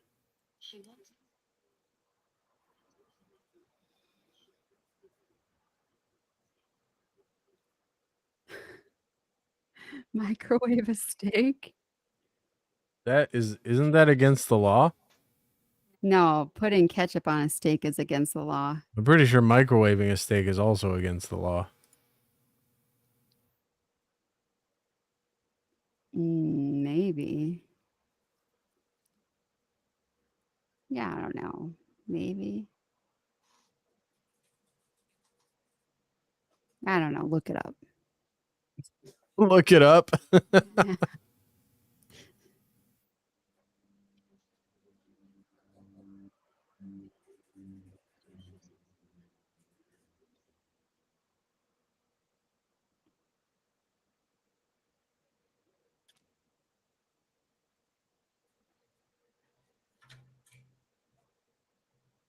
Maybe she is like an interior design lady.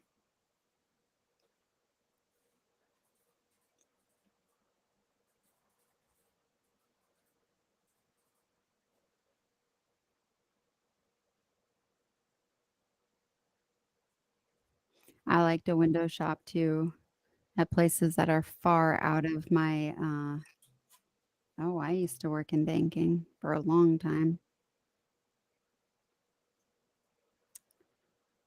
I like to window shop at Crate and Barrel and Pottery Barn. Way outside my monetary spending limit range. I mean, occasionally.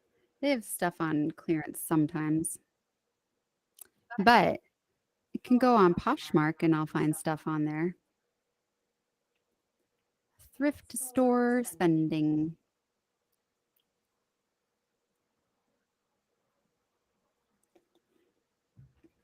What bank does she work at?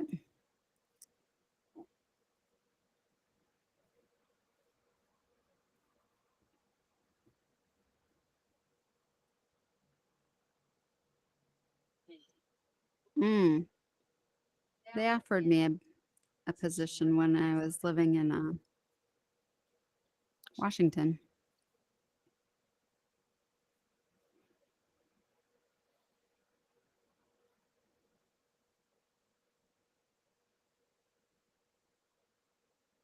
Actually, their recruiter is still friends with me on Facebook.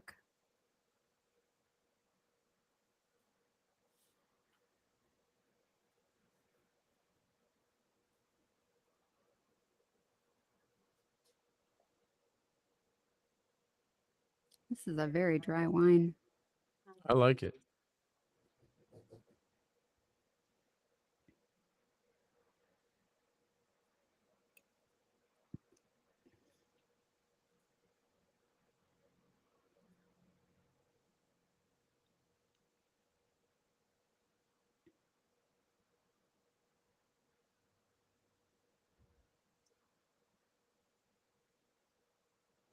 What are you doing over there, Gitch?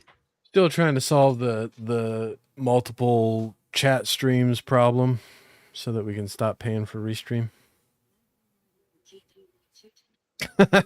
Tonight, I'm not gonna be able to play tonight, man. I'm gonna have to go to sleep.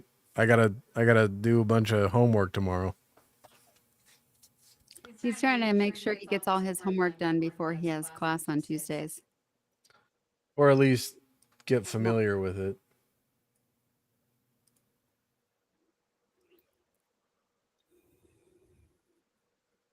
I mean, that sounds like a good concept. I think maybe I should like read all my home or all my like reading crap before I have to do all my posts on Wednesdays.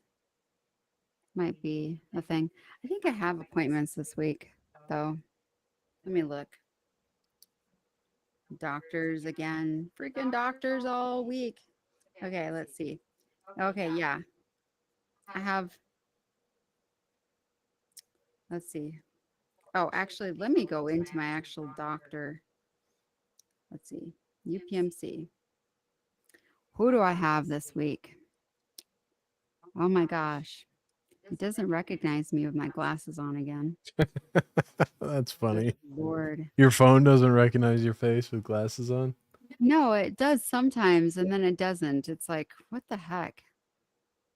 And I swear it's because when my face gets thinner, it's no longer understanding who I am. Okay, I have my nerve block and my migraine Botox shots on Wednesday. And then what else I got going on? Dun, dun, dun. Oh, okay. Cardiology on Thursday.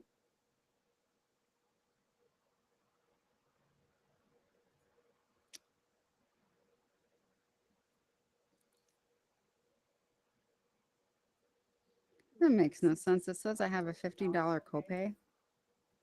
That doesn't make sense. It doesn't make any kind of sense.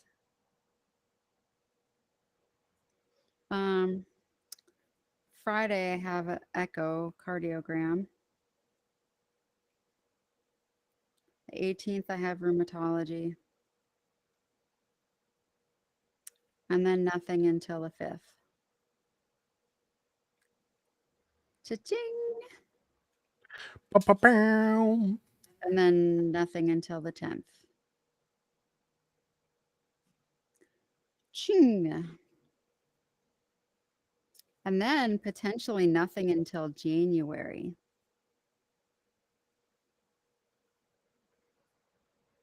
Well, no, take that back. I always have port flushes.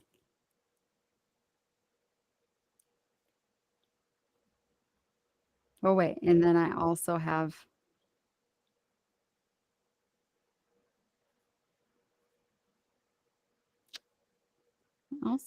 my, why does it not show my appointment with Dr. Eikenberry? I'm supposed to have my,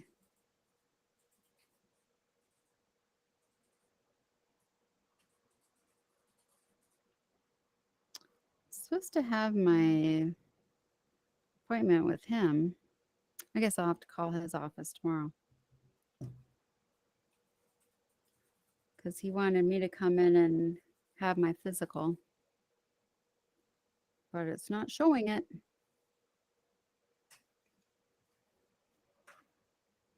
Whatever.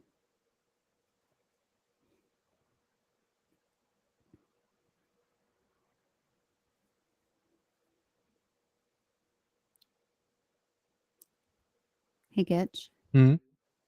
Can you grab me some cheese, please? Yep. But that means you're going to be the only one.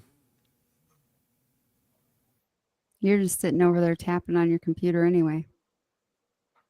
Well, I'm trying to solve problems, but I'm going to pour my second glass of wine. I just finished my third glass of wine.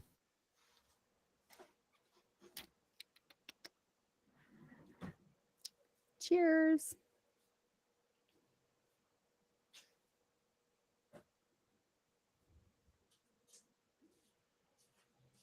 cheese tray coming up. Oh, okay.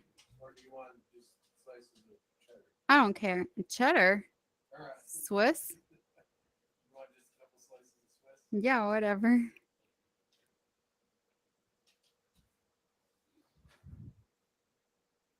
Our poor dogs, they just lay here on the floor and look so sad.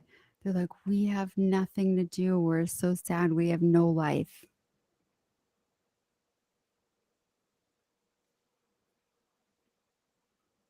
No life.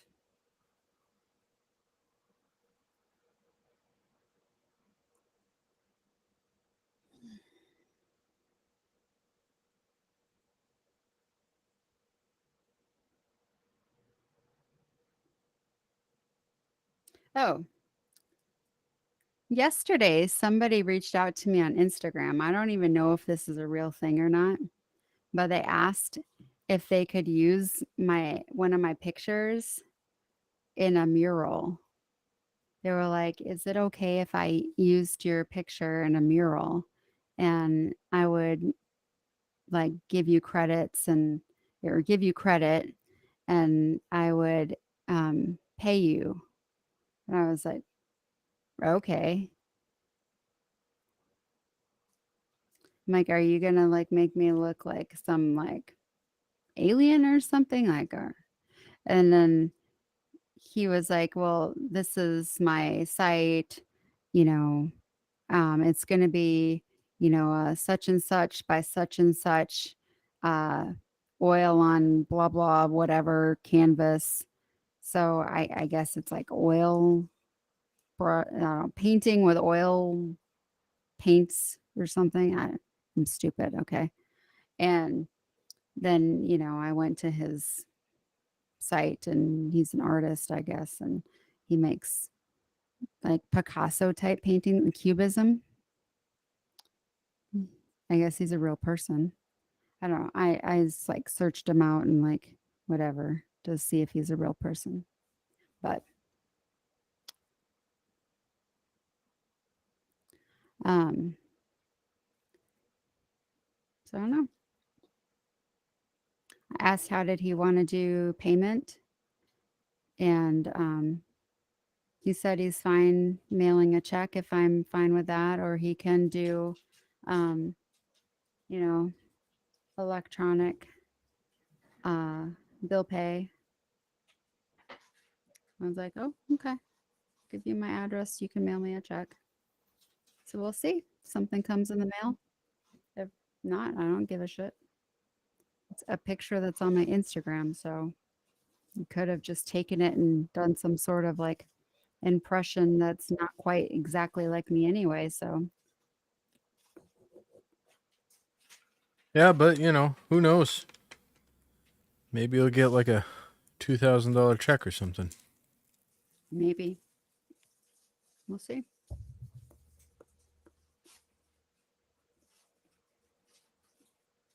I brought crackers and cheese too if you want some of those. I just didn't want to get trashed off this wine. I'm already there. Off the 3 glasses. Well, I don't really drink alcohol. Well, I don't either, but I don't even eat food. That's true. Burley, don't slime me. Yeah, he's been disgusting today. He like shook his head when I let him out earlier and got like globules of crap all over me. It was disgusting.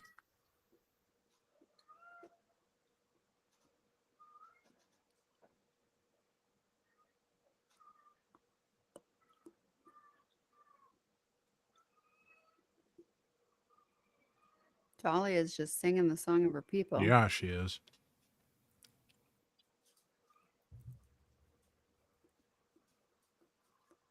She is a singer. That's what I thought. It's weird. This isn't working.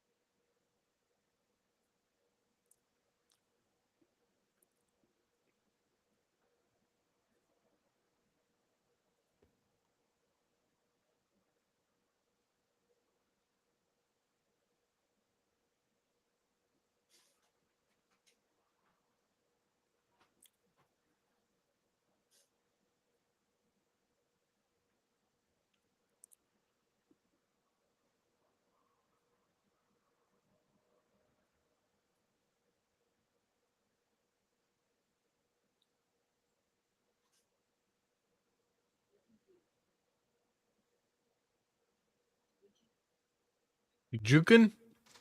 I don't even know what that means. Or judging. Judging. Okay. Okay. Okay.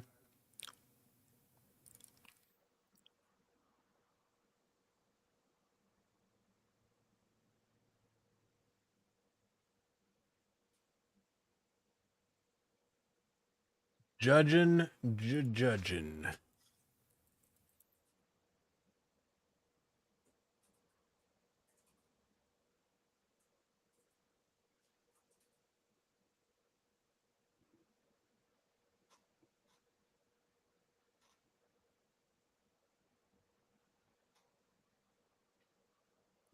Barley's just laying his head on my lap. He's such a little buddy. Yeah, I want to start playing that too, but I don't even have time to play Guild Wars. Barley, you're such a little How am sweet. I going to play You're just the tallest little puppy in the Starfield world. on top of it? You're such a tall buddy. You're such a sweet little puppy. Pierre's like, I'm a sweet puppy. I'm up here too, Mom. Hi, Pierre. You're a sweet little puppy. And Barley's a sweet little puppy. It's true. Pierre's a sweet puppy. Barley's a sweet puppy. They're both my sweet puppies. One's a little dog and one's a huge dog. Oh, hi, Barley. Here he is. Here he is making his appearance.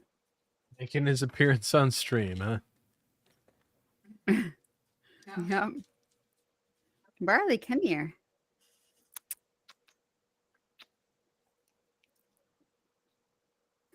Barley, say hi to Steven. Come here. Oh, it's Barley. Big doggy. Big doggy.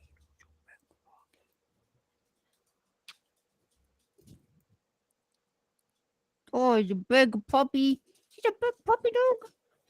Oh, hi, Pierre. You want up here too? Get up here, Pierre. Okay, I'm getting you up here. Ah, oh, it's Pierre. Okay, I'm getting you. I'm glad you, Pierre. Well, hi, I'm Barley. glad you, Pierre. He's getting all worked up. I got you. I got you. I got Pierre up here. I got Pierre up here. Yeah. Here he is. This little Pierre dude. Look, here I am. I'm on the screen. Wow. I'm famous. Hey, everybody, I'm famous.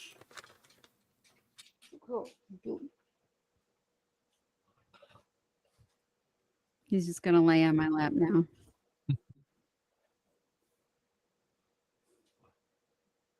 Barley, you got slime all over the top of your head. Yeah, he's just a gross guy.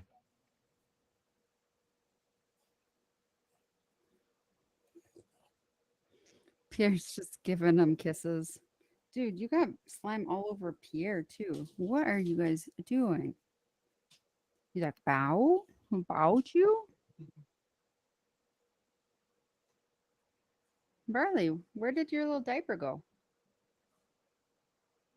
He hasn't had it on because I wanted to give him a break from it. Hmm.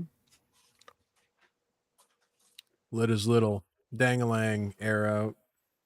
Oh, here comes Discord. Yeah, I saw her just run under me. She's like, oh, here I am. I'm Discord.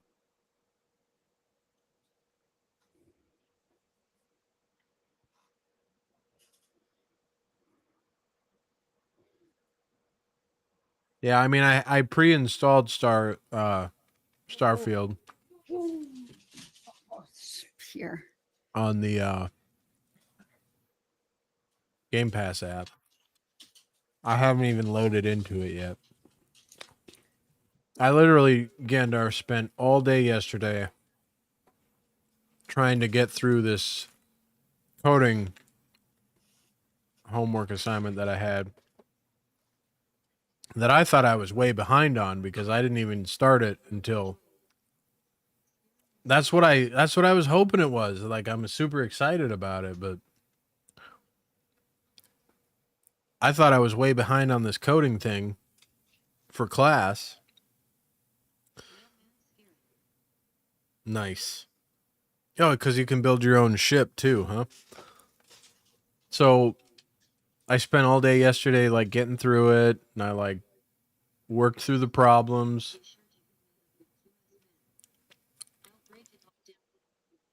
And I got it solved. I got full credit for the project and everything. And then come to find out today there's still people working on it in class. So Really? and then they extended the due date until Wednesday. What? Yeah. I mean, it's tough. It's a tough nut to crack because it was like you had to build a function.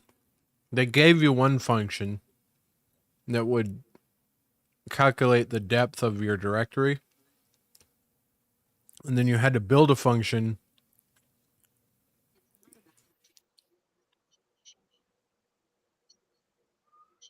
Right. Yeah. So you had to build a function that would interpret, like you would give it two variables. One of them would be a path to a directory, and then the other one would be the name of the output file.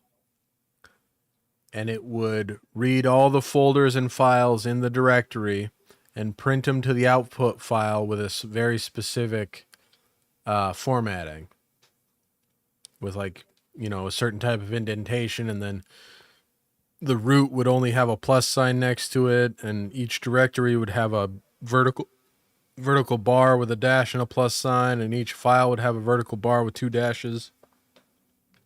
And then for each level deep in the directory, it would have so many two-space indentations. And then they made it so that if you wanted it to, it would show you how many files are in each directory. And then if you wanted it to, it would show you how many bytes each file was. And then if you wanted it to, it would highlight specific extensions to the file, like a TXT or a log or whatever. So I spent all day trying to get that all nailed out, and I made it, which is kind of cool. Like, you literally start with a blank screen, and then by the end of the day, you have a whole program that does this thing that you were trying to get it to do. But man, I had to read so much documentation. I'd never done anything with OS module. Yeah.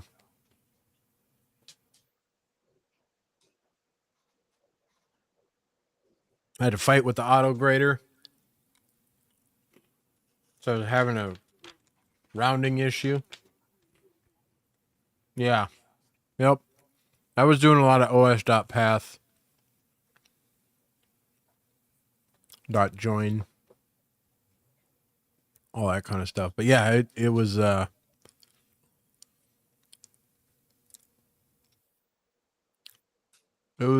banging my head against the wall for a long time.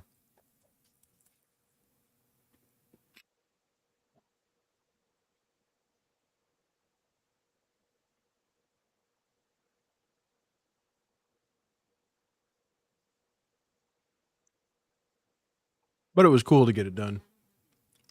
Yeah. I figure, I mean, I'm learning a new skill, so I don't let it get to me too bad.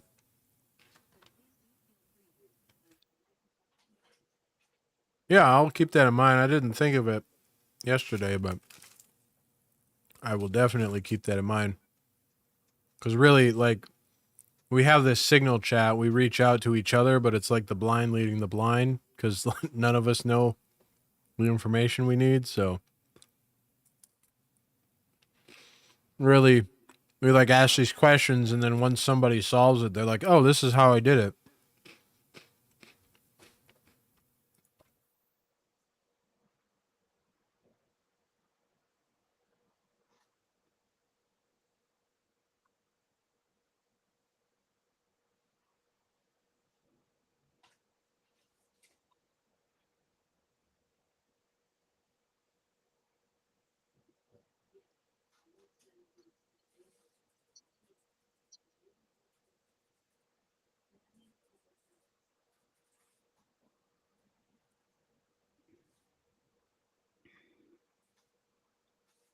Yeah, it's been pretty cool because it's something that I've always wanted to learn how to do, but I just never had time.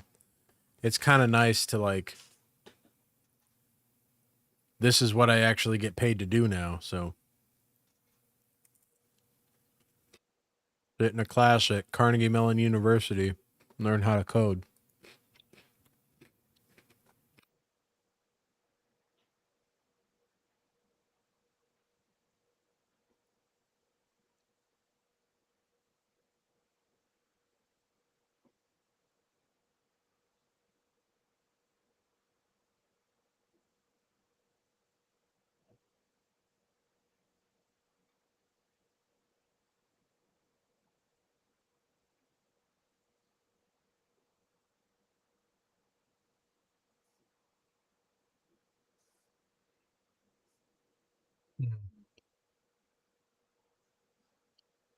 I don't know. This thing seemed like a good idea, but it's not working.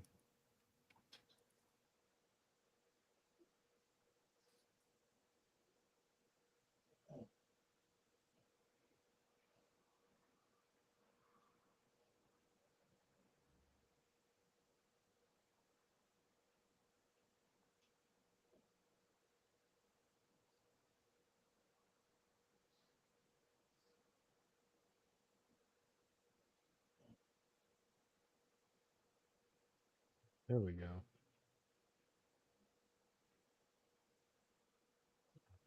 Oh, look at that. What? I got possibly a solution. I just got invited to a ball in Sewickley, Where's Sewickley? where my friend Stephanie lives. Oh, yeah. That girl that her husband's the commander of Task Force 99. Oh, yeah. Yeah. That's funny.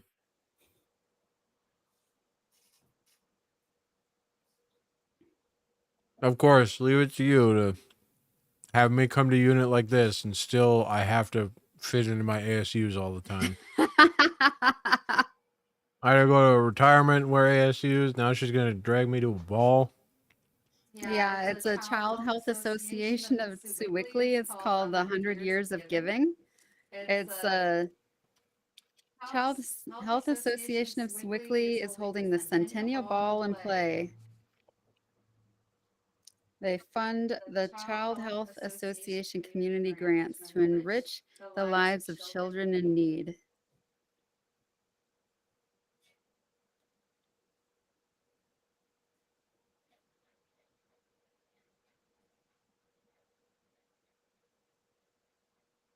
Cool. It's a good cause anyway. Yeah, I wonder if it's a play. Like, I'll have to look into it and see.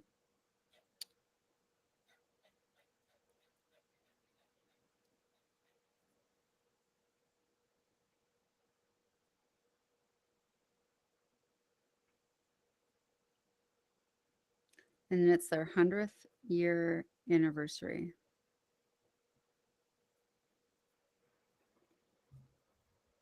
I don't fit in any of my ball gowns.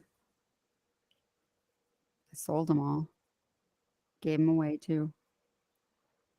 I have no ball gowns.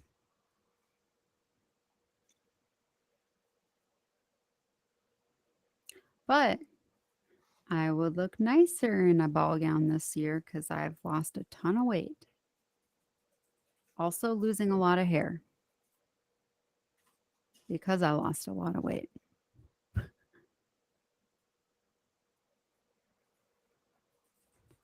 But Beth Ann said I could always just wear a wig if I lose too much hair. I mean, it's true. You're not there yet, though. Yeah, not yet.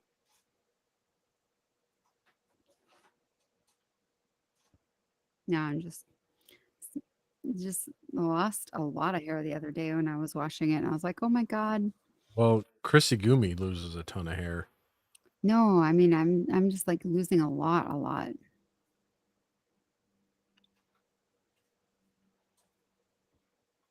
But she doesn't ever clean up after herself. No, either. there's always hair in that little drain catch thing. And I empty it every time I go up there. I mean, you lose hair every single time that you wash your hair. Yeah. That's natural. Well, yeah. Because it But dies. the amount of hair that I lose is like when I'm in the bathtub and I'm just washing my body, just like naturally, it's just sticking to my fingers as I'm washing my body in the tub, just catching it like a cobweb. That's not normal.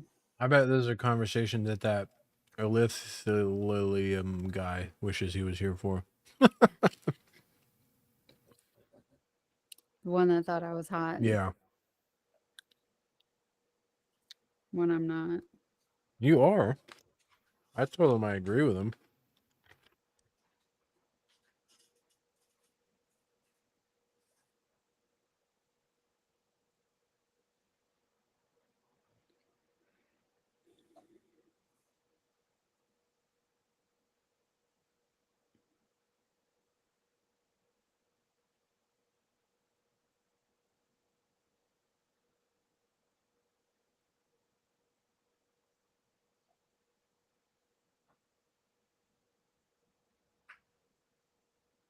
Such a weird news.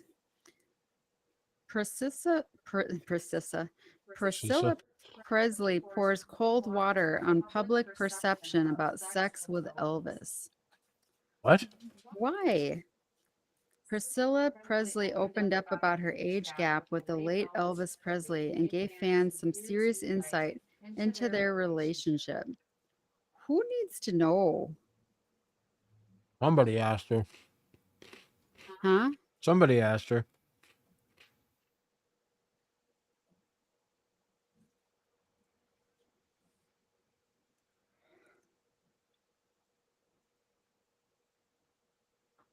The older I get, the more I realize I'm the weird one for not really ever talking about that kind of stuff.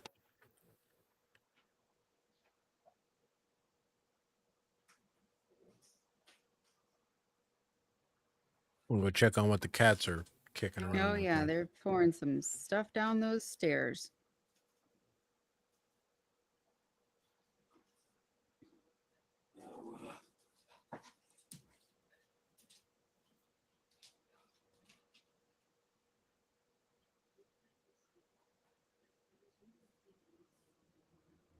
Oh, so apparently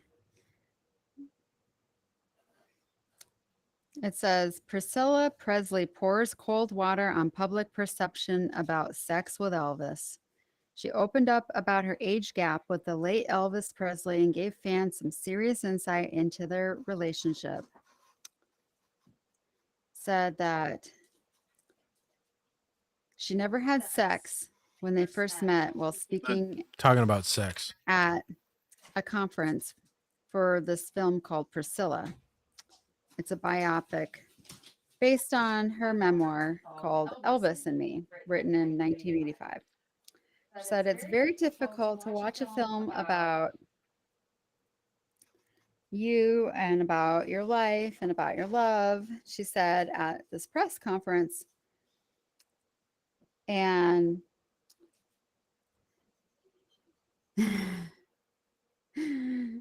however, she said her relationship with Elvis was just more than just sex. He'd pour his heart out to her, his hopes, his fears, his loss of his mother. And she was the person who just sat there to listen and to comfort him. She said that was just her connection, even though she was just 14. She was older in life than in years. And that was the attraction, she said. People were like, oh, it was sex, it was this. But she said, not at all. I never had sex with him. He was very kind, very soft, very loving. And he also respected the fact I was only 14 years old. Welcome We were aboard. more in mind, Hey. and that was our relationship. OG Spider, thanks for the follow. Really appreciate that. So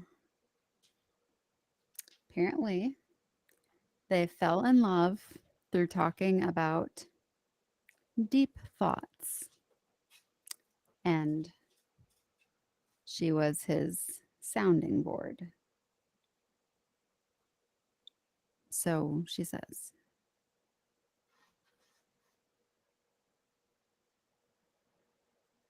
She was a military brat, is if my memory serves me right. And he was a GI doing his music GI stuff in the army when she met him, if I think that's correct. I don't know. Makes sense. Because I don't think when he was in the army that he was like a fighting army soldier. I think he was like a morale soldier, you know? I mean, I think maybe he did basic training, but I think that he was more of a I'm here to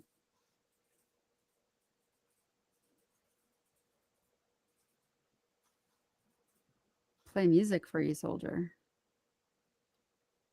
He was an armor intelligence specialist or What? scout. Really? He did a real job? Hmm? He was a sergeant.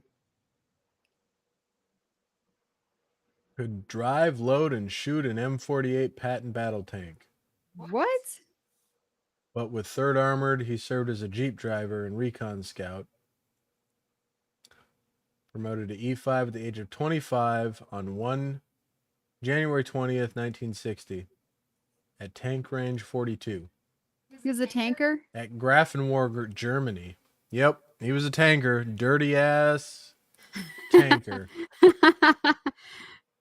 Because he was doing movies when he was like in the freaking army. Well, go figure. How does That's that work? Well, that's how that works because he's a goddamn tanker.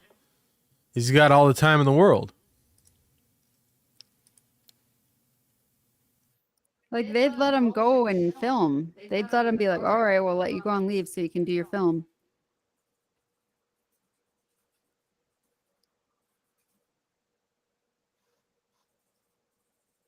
Like he filmed like one of his like movies.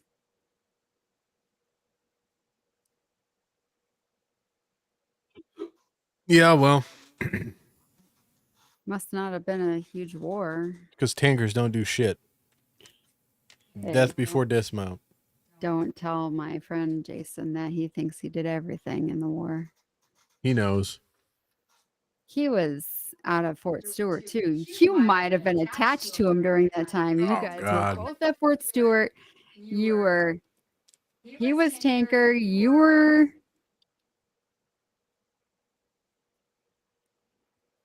Oh, I hope not. You were probably in that same unit where you were with the tankers and Yeah. doing all those patrols.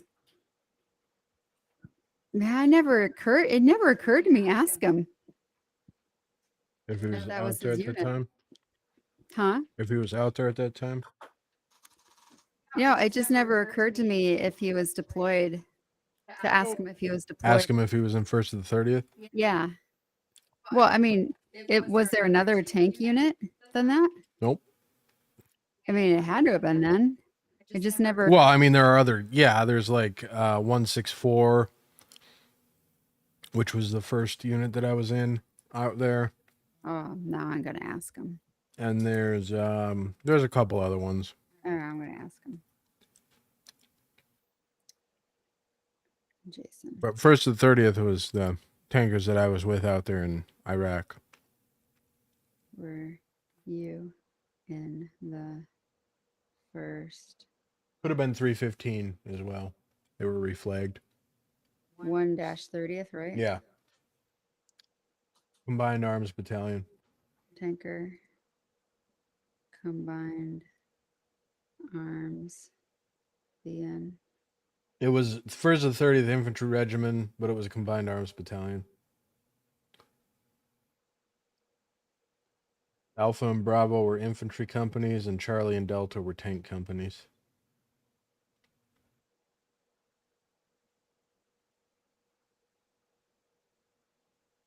Echo was the maintenance company.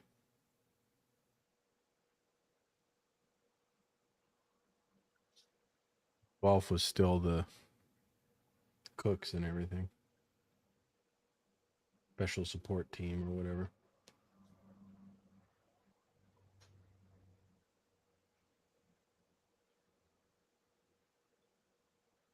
That was your first deployment, right? Yeah. Yeah, I deployed with 164 and then they transferred me over the 1st to 30th once I got to Baghdad. And I went out, lived in the woods. Well, in the middle of nowhere. Not in the woods, really. Lived on the banks of the Euphrates River. I was gonna say the Kichigumi. The banks of the Gitchagumi.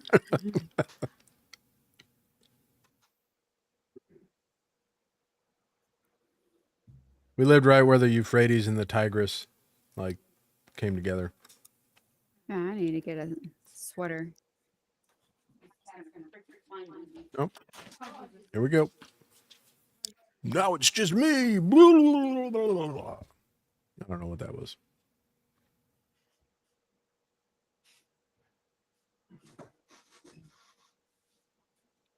How's everybody doing tonight? OG Spider, how are you doing? Are you still out there? Or you just followed us and took off?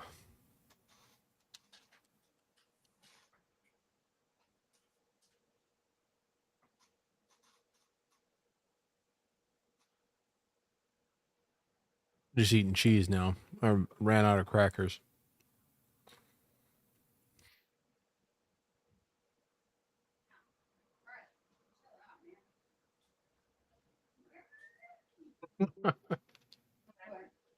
I just heard that.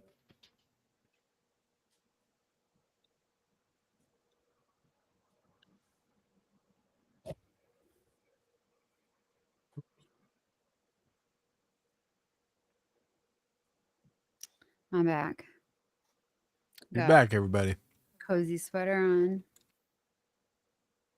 OGX Spider. OG Spider. The X is OG. a space character. Oh, X is just a space. Yeah. Typically.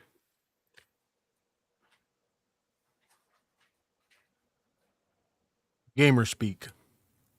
Back in the day, everybody's like, Xbox gamer tag was like XXX Big Nuts 27 XXX. Speaking of big nuts, what is Devin up to?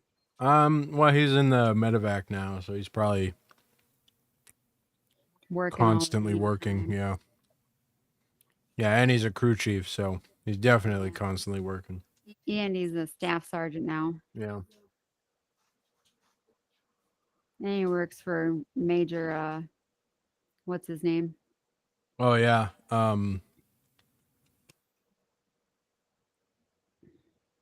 Shit, what was his name?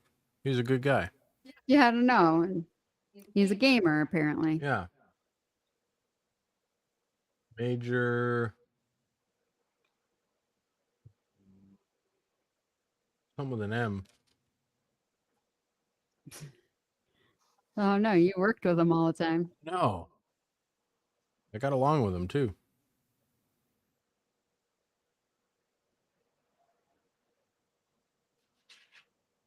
Don't fail me now, contacts.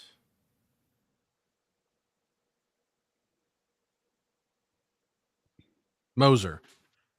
Mm-hmm. Major Moser. You should message him and ask him if you got Devin on the whip. You're like, you got that whip cracking on Devin right now. Whoop. He said I should invite him to the D&D.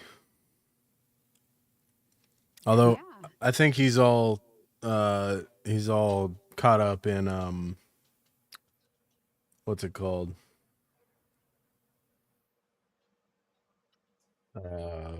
Warhammer 40K. Well, I mean, you can always do it. You can always give him the option to say no at least. Well, at this point, the campaign is already has the optimal party size. You can always at least give him the option to like follow you on your channel so you can like game with him at some other time. Yeah. He knows I have a YouTube and a Twitch because we talked about it when we were on duty together one time. Yeah, but then that makes him have to look for you. No. I told him what the channel was. Yeah, but then he has to go and remember the conversation and then No. search for it and have to figure out how to spell it. And like, but whatever, you don't need to have a friend. I mean, he was a guy that you got along with and liked to talk to, but I mean, you don't obviously. Jesus. Bobby, you've told me that you have these friends from childhood and those are your only friends and you don't need to make more. I got it. You have 4 people in your life and that's all you get. I got Ryan. He's not from childhood. Oh, an exception.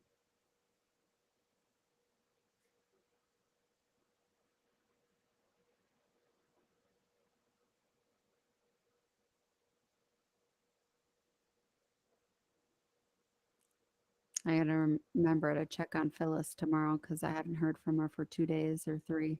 Oh, geez. It's weird. Make sure she's not dead. Well, yeah.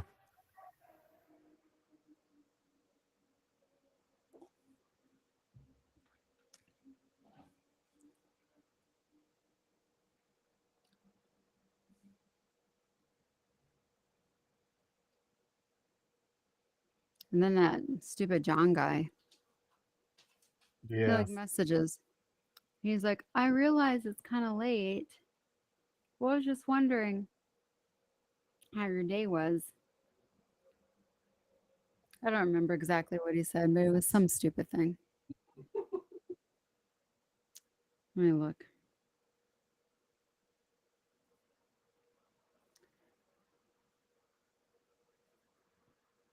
Let's see. What did he say?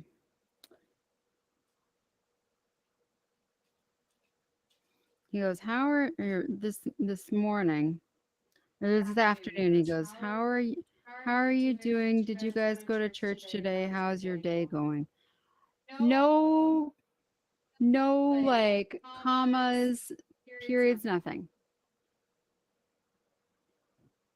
How do people just write sentences like that? I don't know. A lot of people just don't care.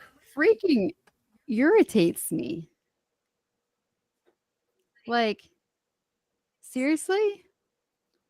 So I sent him like all the pictures from church. Oh, yeah. Yeah, like you walking into church, the church pulpit, stained glass window, all that stuff. Everything he could see off Instagram that he probably stalks anyway. Right. That he probably already saw. Yeah.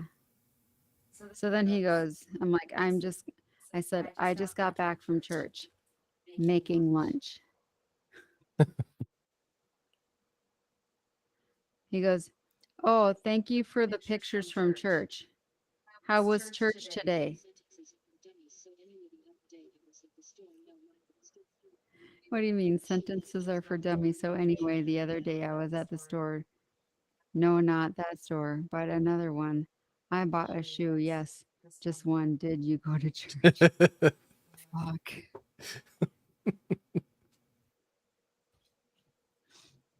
My God. Then he goes, so thank you for the pictures from church. How was church today? How is everybody doing? You, Matt, and Georgia. And the thing that freaking drives me crazy is how many times have I spelled your name with 1 T and he always fucking spells it with 2. Yeah, people do that. God freaking damn it. And then what I always do is I immediately respond. The first word in my response is M-A-T. Doesn't matter what I'm going to say, what the response Yeah. is going to be about. You got it, Gandalf. Is I'm going to be like, it's going to be, it could be like, it's going to be like whatever. I mean, I'm not even talking about you, but I'm going to start the sentence with your name spelled correctly. Just because it freaking irritates me. like it's just an implied, like, I obviously know how to spell my husband's name correctly. I've been married to you for how freaking long? Yep. Pretty sure my autocorrect don't do it wrong.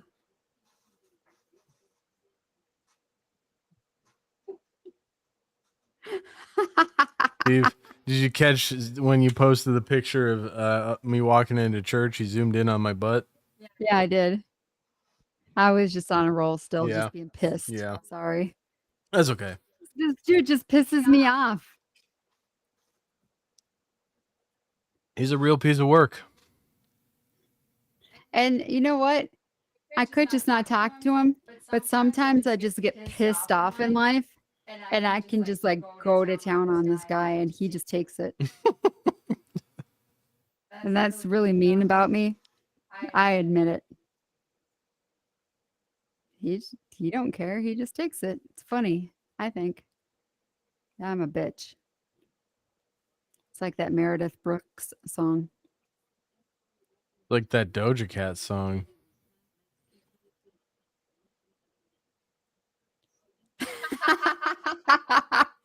What? That Doja Cat song? Yeah. That What? Rebel song. I don't know what you're talking about. I can't sing it off the top of my head just now. I don't remember the part with the bad bitch specific words. I just remember the like something about she a rebel. I am a rebel. She a bad little bitch. She a some. She put the foot to the pedal. I do drive fast. If there's a Gonna foot, take a whole lot for me to pedals, settle. what? Doesn't take a lot to be what? For me to settle. And then it's like that. Yeah, I said what I said.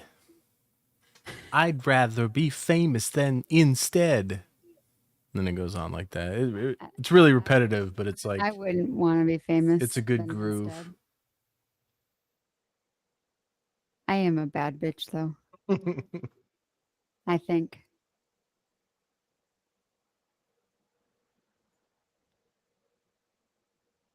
I think if I was like to show up to a fight, I think the other person would go down.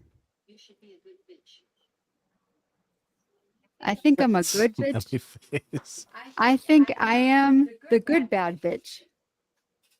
You're Gwendolyn, the good bad bitch. I'm not sure. Depends which day it is. And what has happened. Yeah. And how much you've eaten. That too. I might be like, there's no place like home. There's no place like home. And then I'd be, I'll get you and your little dog too. yes. With my green face and my long ass nose. Yeah.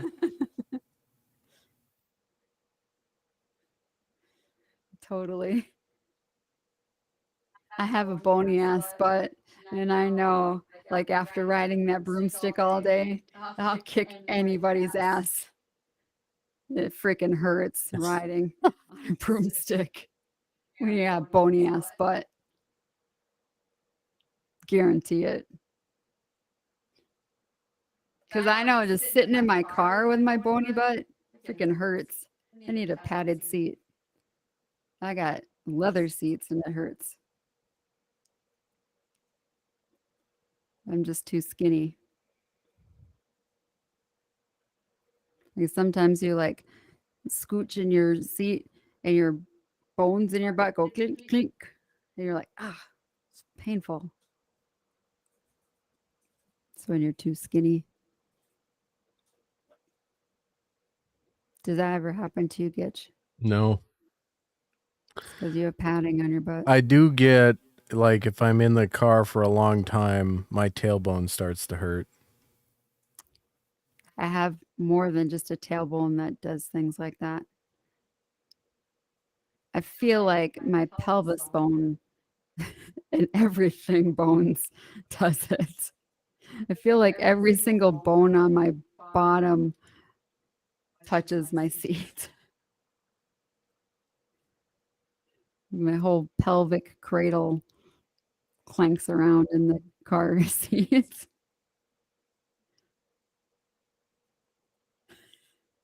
Your face. Just like, okay. Yep. Don't know what to say about that. Yep, pretty much.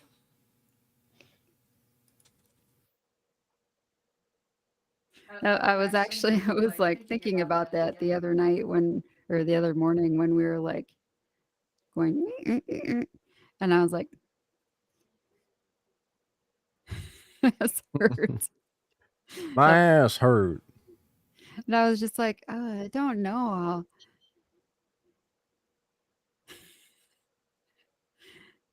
I mean, when I sit on a toilet, everything hurts because you're just like, you're so bony. They need padded seats for toilets. I need padded seat.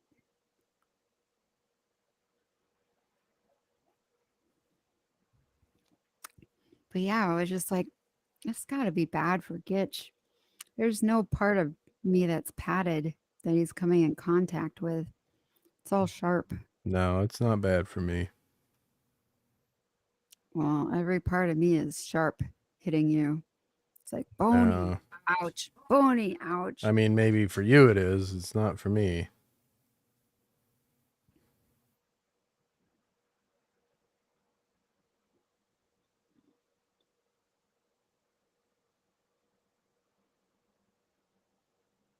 Like when I like sit in the tub, I feel like you might as well have just like thrown me into the tub. I feel like I'm just like like somebody just took like a handful of jacks and just like threw me in. Like, oh, we're just throw me in bag of bones. That's what it feels like.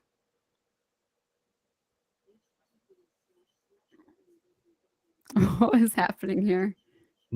Bop, dop, dop, bop, weeby dop, bow, boom. Not gonna play that video on stream. Sorry, buddy.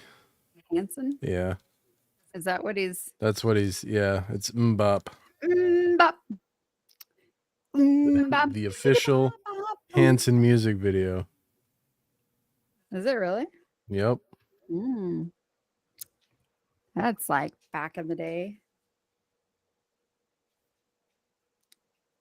Back in the dizzy. Why Barley's? Barley, little Barley buddy. Barley, you're such a buddy. I actually was. Oh, not Hanson. I was mistaken for Johnny Lang I was mistaken on a for couple occasions. Leah Thompson and Bobby's mom. Well, they said you looked like Leah Thompson and Bobby's mom. I was legitimately mistaken for Johnny Lang. I don't know who Johnny Lang is. He's the blues artist that like hit it big when he was 16. He's from Minnesota. His sister plays at a lot of the bars still in St. Paul. But he did that song "Lie to Me."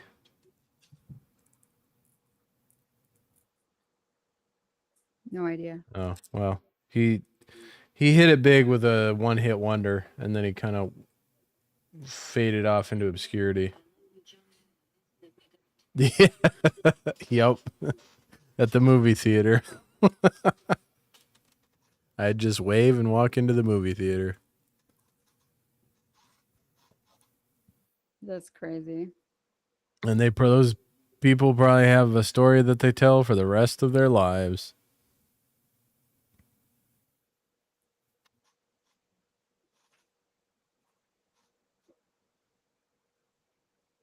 Yeah, and it's funny because like this other lady, when she was like, "You always remind me of Leah Thompson," and then this other one was like, "That's funny. I think she looks like Julian Huh." Huh. She's like, "I don't know how to say her last name. Huh?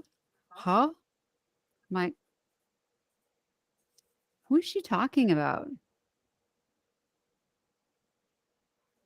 Julian Huff? Is that British actress, the redhead chick? I don't know. I think you spell her last name Hough.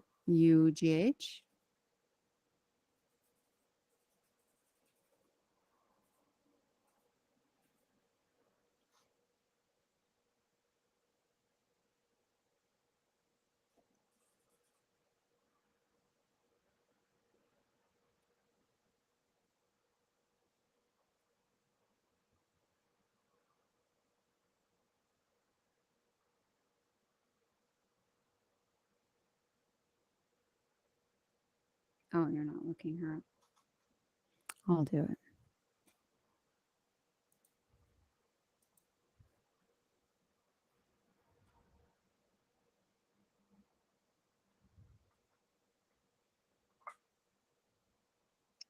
Nope, that's not it. That's Julianne Ho. Maybe it's Jillian. I don't remember. Jillian.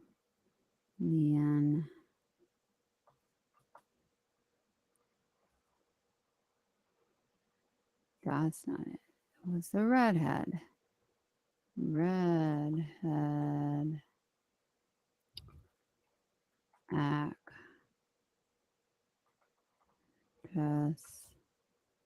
British.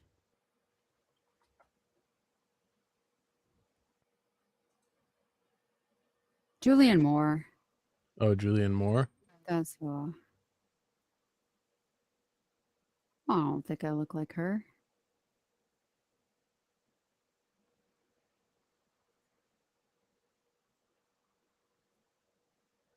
She's pretty tall too, I think.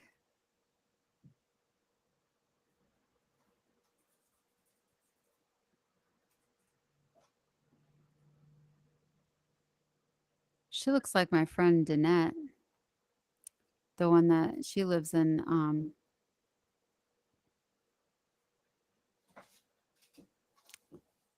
Julian Moore kind of looks like my friend from when we lived in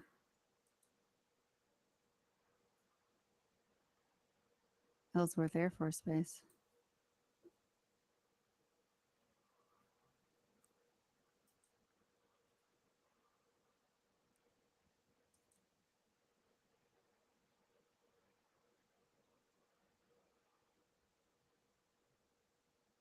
There's a new fishing game on Game Pass. I thought of you when it posted.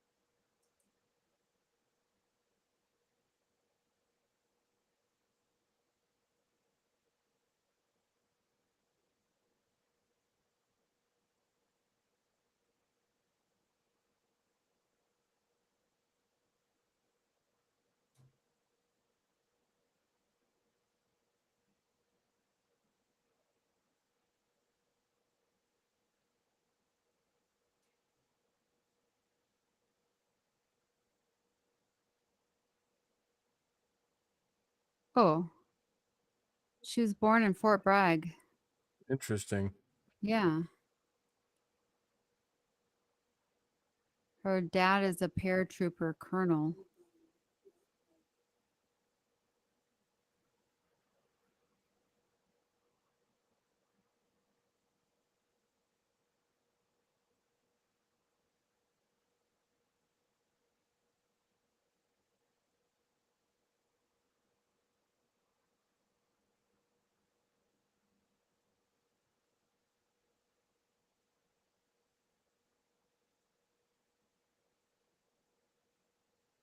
Her mom is from Scotland.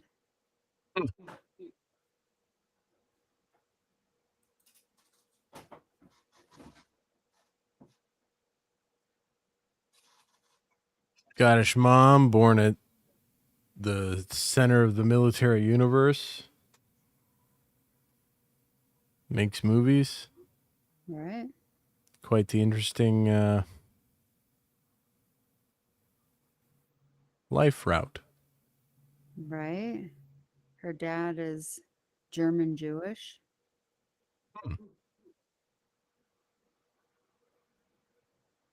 Paratrooper colonel.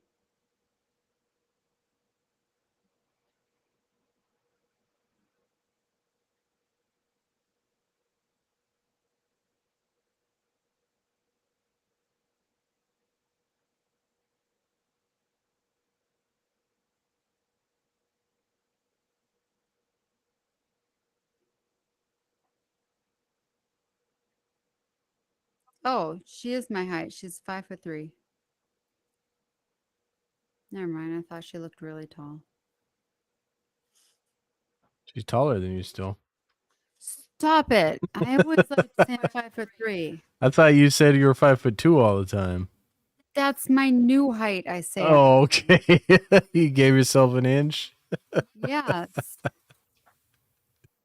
That's my new height, I say I am. Stop. It's just because Georgia grew to 5'3", so now you got to be 5'3". Well, I originally said I was 5'3". That's what I used to say I was when I was in the Guard, Okay. but I couldn't maintain that because I'm obviously not 5'3". I'm far from it. So now my new height's 5'2". But if I can get away with 5'3", I will. Fair enough. That's just like apparently a lot of guys that are.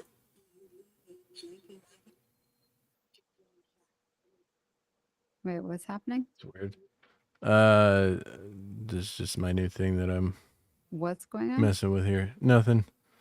What was I saying? Oh, apparently there's like this thing where a lot of guys that are like 5'11" will just say they're 6 feet because it's Oh, like yeah, I knew it's that. 1 inch. But you It can obviously this sounds, never occurred to me. it never occurred to you to say that? No, I just never even thought about it. I didn't care. So I've always just said I'm 5'11" because I am. It just never even. I always knew guys did that.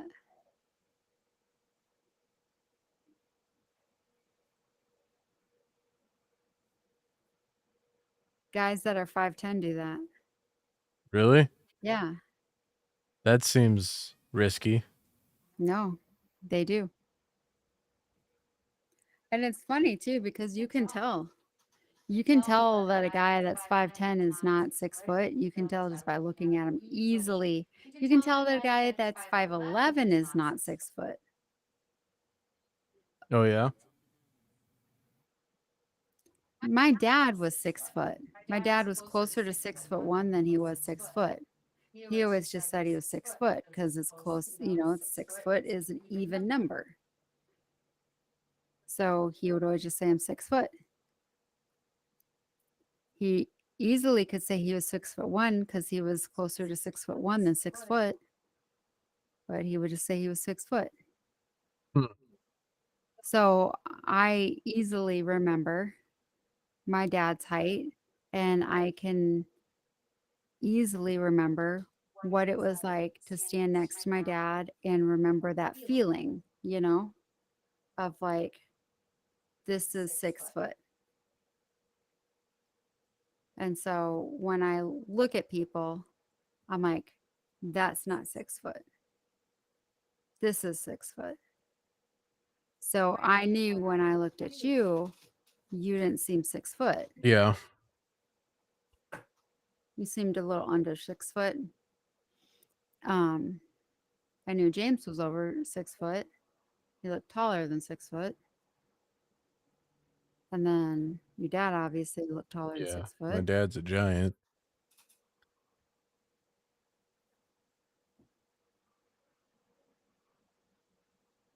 Like those guys that we were at the concert the other day, like 2 of those guys looked obviously taller than 6 foot. There was the one guy that was standing near us. He looked similar to you in height, but I would not say he was 6 foot. Yeah, it just never even crossed my mind that I could just like tell people I'm an inch taller than I am. I don't know. I think it's like a whole like penis issue. Well, yeah, I agree. Probably. I think those guys are like the ones that would probably say that they're like 7 inches. There's a lot of Or people whatever 7 guys say they inches. are. Yeah, it used to be like guys would say they're 6 inches. Really? Yeah. I feel like most guys, when they lie about their penis size, they just go for 12 or 9 or like something. No, it used to be like guys would say I'm 6 inches. But then by the time you and I dated, like it went to like 7, 8-inch situation. Hmm. I don't know. Guys became whatever. Then guys started saying they were as big around as a can of soda. I was like, if you're saying you're as big around as a can of soda, we're not even gonna try to date. Yeah, I feel like Gonna try and get inside. there of me. was You're gonna be like, it was that 90-day fiance thing that we were watching where they're all in that therapy session. And the guy the Oswello was talking about how he's like, I think he was talking about how guys lie about their penis size, and he was claiming that they say that they're like 12 inches long, and the lady was like, well, you really got to think about who you're claiming to be 12 inches long for, because a lot of women don't like that. yeah, nobody wants it too long. Nobody wants it too big around. I don't know what other women are like, but I can tell you that I only stretch so far.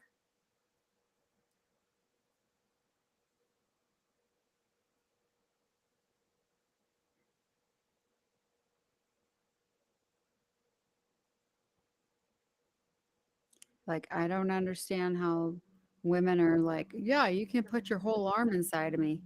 No, hell no. There's no way somebody is going to put a whole hand inside of me. When I was pregnant and doctors had to go like check and put their fingers inside of me, dude's fingers didn't fit inside of me. You think you're going to put a whole hand inside of me? No. Go somewhere else and find some other chick. That ain't working inside That of me. ain't happening here. That's not my thing.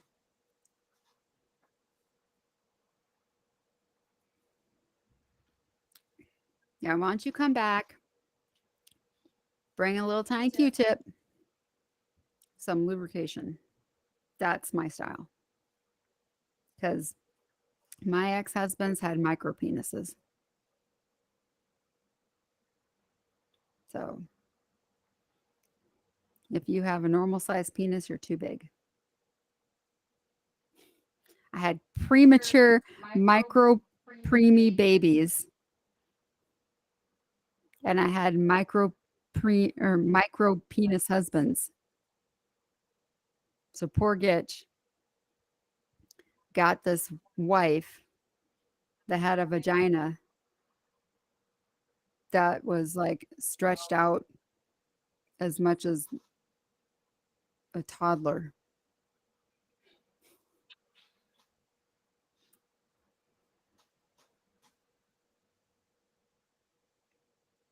And he gets like within 2 feet of me, and I'm like, oh, no, don't hurt me. Spray me down with lubricant. And then he comes up. A little goes a long way. I'm not that bad.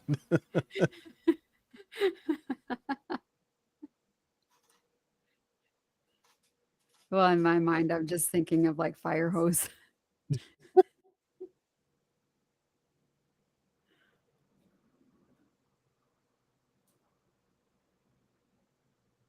Because, I'm in menopause, so I feel like I'm the Sahara Desert or something.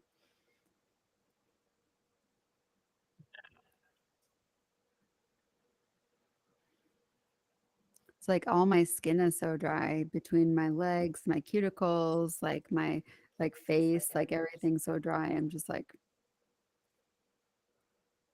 I have Sjogren's syndrome. My eyeballs are dry. Like, I mean, what am I supposed to do?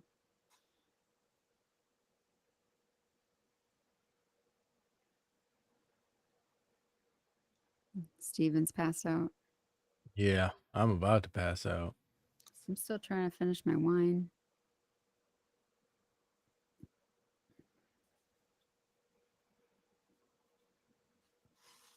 Hey, Pierre Bear. And Gandalf's been doing something nasty in the computer room. Probably playing Starfield. Hi, Pierre Bear. Hi, little puppers. You are such a sweet little baby boy. You're a good puppy. Yeah, you're a good puppy. Hi, puppers. Maybe not. He just gets so happy. I see you. I see you. I see you.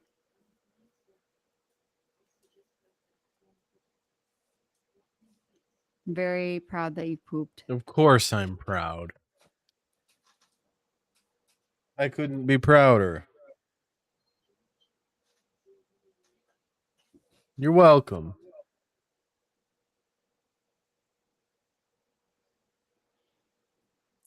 Any person that can poop without having to use Miralax is like thumbs up in my book.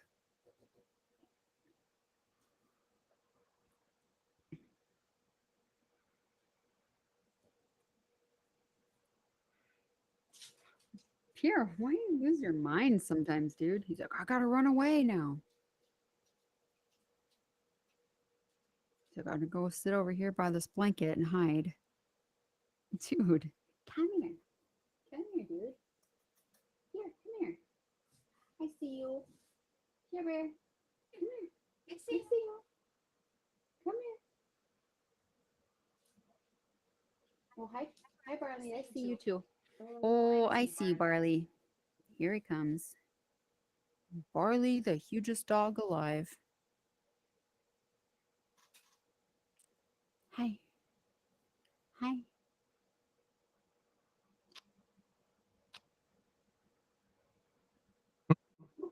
What? He's so timid. He's Hi, just like, Barley. Mama, I'm tired. What are you doing with this thing? We should go to bed. I love you. You're my baby. I love you. Little baby Barley, I love you so much. Little baby Barley, I love you so much. Little baby Barley, I love you so much. I love you so much. I love you so much. Oh, it's a good boy. It's a good boy, Barley. Oh, what are you doing? What you doing? Bring What do you? the cheese down to the fridge. Oh, he had this in his mouth. Oh, geez. No wonder he was being so timid. What is that? I don't know.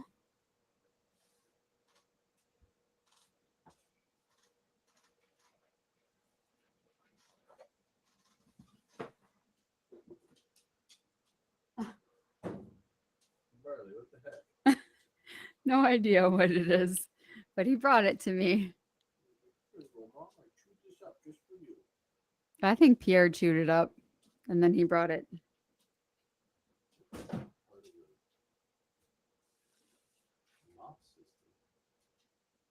Yeah. Because that's definitely not a thing that Barley chews up. That's a Pierre thing. Pierre, you chewed that up for me? Oh, he looks very proud of that.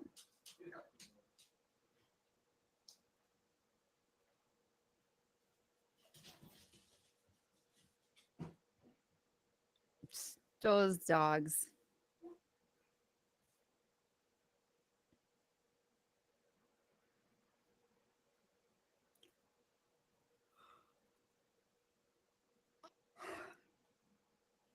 Steven, what days do you have off in the week?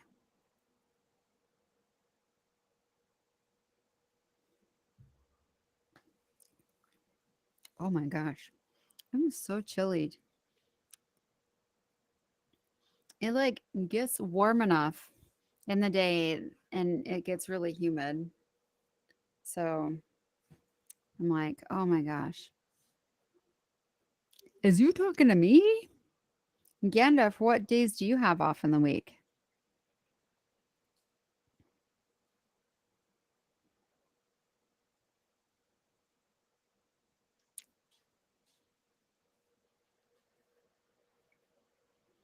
I have to like get my Sega Saturn hooked up to my computer still. And then I can start playing Winning Post.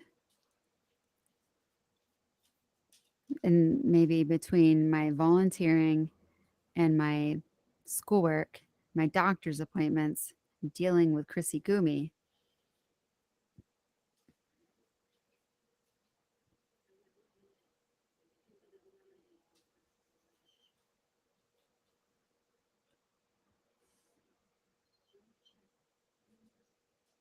Gotcha.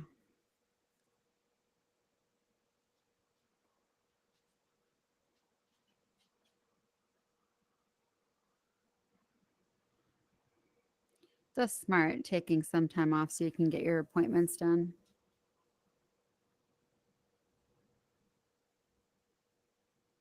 I wouldn't even know, like, if I had a job, like, how I would manage that because I just always have doctor's appointments. They would be like, "You're fired."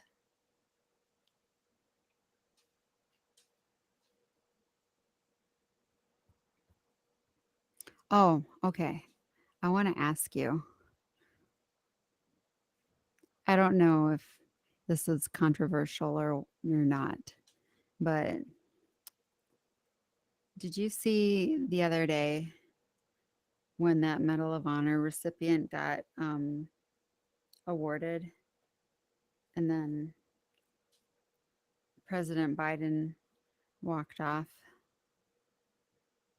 prematurely, it looked like?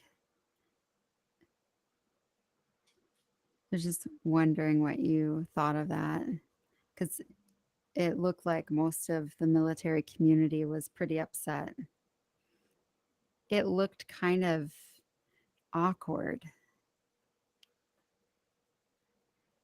It was weird because I had seen a lot of like the media ahead of time, like Biden was like going on and on and on, like, explaining like this dude has done things that like nobody's ever done in the army. It's like, I guess, I mean, it was back in Vietnam. This guy was like under heavy fire.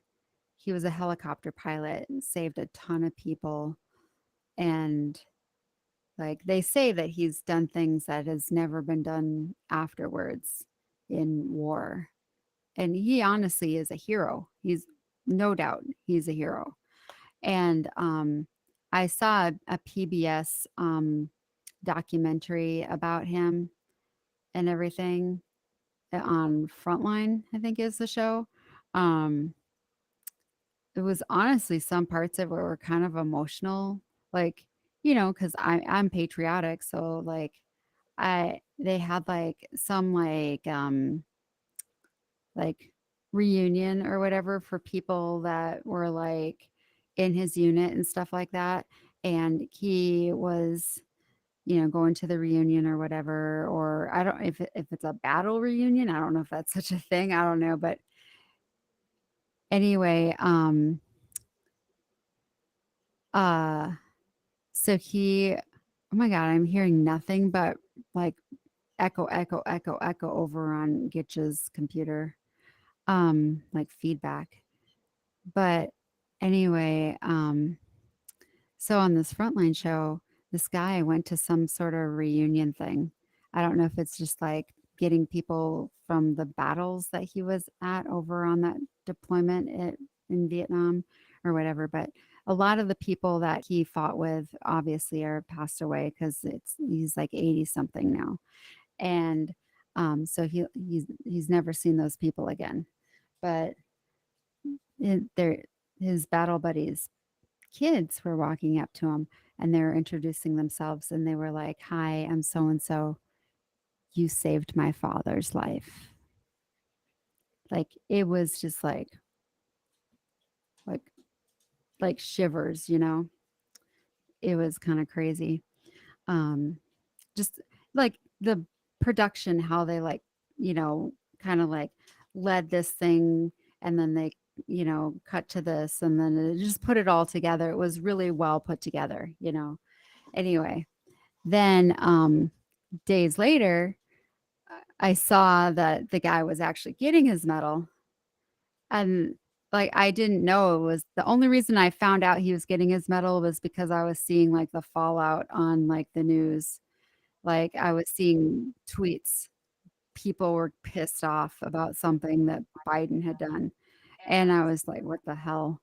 And it was about this Medal of Honor person like being, I don't know, slighted or something.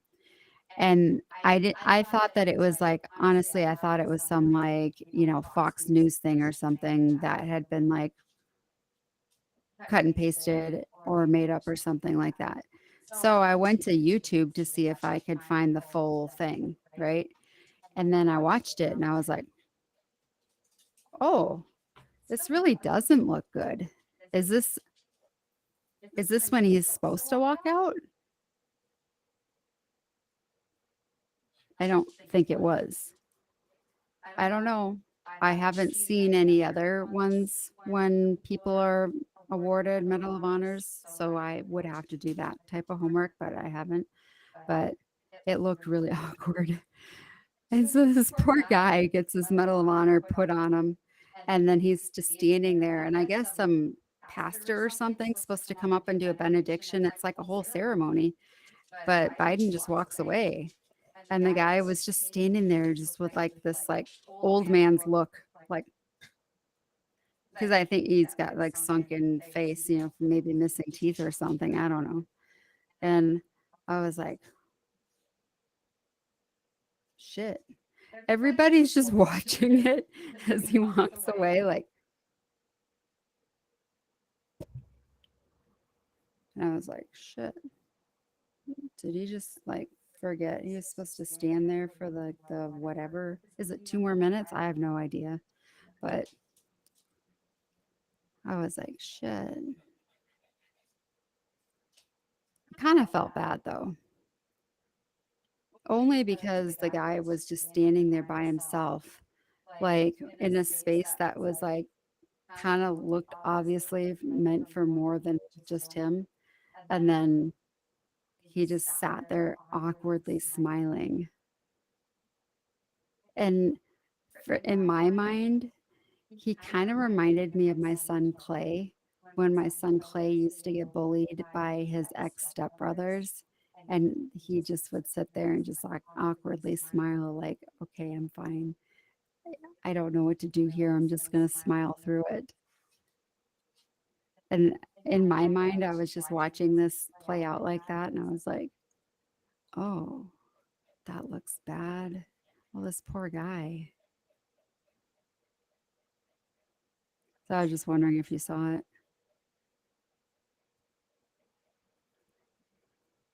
So I was just like, yeah. But then there was like some whole excuse by his like, I don't know. Yeah, I don't know if it was or not, but um everything's always blown out of proportion, no matter if it's good or bad. And then but then like the excuse given by his like whatchamacallit chick, her excuse seemed very weird. So I was like, well, that's odd. And then um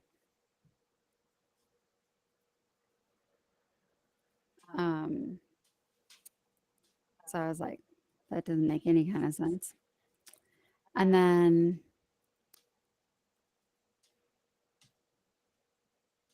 um yeah, I don't know. It's so weird though.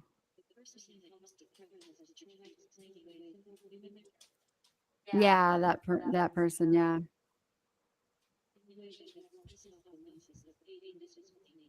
Mhm. I would never want to have that job. I would have. There's no way you can make any person if that you're gonna fail no matter what. Like you're never gonna make everybody happy because like one side's gonna be unhappy, another side's gonna be unhappy. You can't make everybody happy. There's no way. Not possible. Yeah, If you're because making everybody happy, you're not doing anything. and because there's just people out there.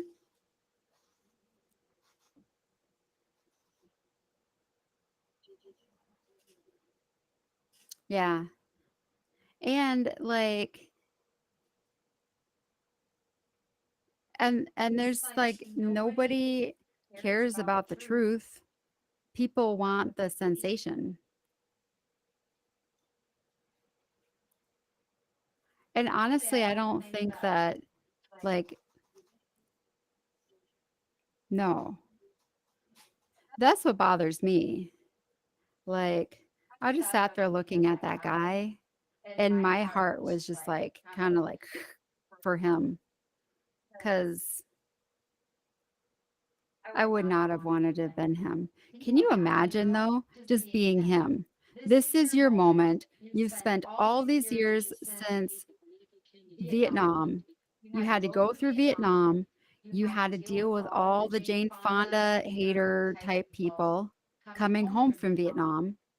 You were this guy that saved a gazillion type people, went through all that craziness, being under fire, flying this helicopter, saving a crap ton of people, and then probably having to deal with a lot of guilt still for the people you couldn't save, you know? And all these years he survived dealing with whatever else he had to deal with from being in Vietnam, like just living through whatever you live with fighting in Vietnam, being a soldier in Vietnam. Like all those soldiers in Vietnam, they just have like a bunch of shit. Like I know my dad was in Vietnam. I think like your parents are Vietnam age, like just like crappy, right? And so this guy has like lived all these years not having the recognition. He probably maybe didn't even want the recognition. Most soldiers don't. They were just doing what they're ordered to do, and they probably have like lived all these years having the memories in their head of the things that they wish they could have done different, the people they wish they could have saved, the memories of the people that didn't make it, all that, right? So all these years just ruminating in their head. And now, you know, he's getting to this situation where he's getting this medal that I think he deserves, you know. He has done heroic efforts. And this is the outcome. Like, poor guy standing up there in front of like millions of people that's been televised, and the president has come to him. The president has really built it up, talked about it to like people at his rallies, his presidential, rallies and all that. He's talked about this guy and everything. Um and now the time has come. He's put this award, his medal around his neck and everything, and then just straight up just walks away, like as if, all right, my job's done. Out. Peace out. See you, dude. Did a good job.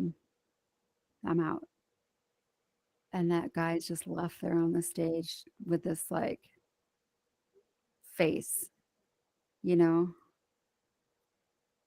and he just straight up just sat there with a smile, like I don't know what to do now. Like, I'm just gonna stand here and smile because I don't know what else I'm supposed to do. That's what it looked like. This poor guy is just standing there smiling, like, and his poor little mouth is like missing probably a hella ton of teeth because he's old as shit.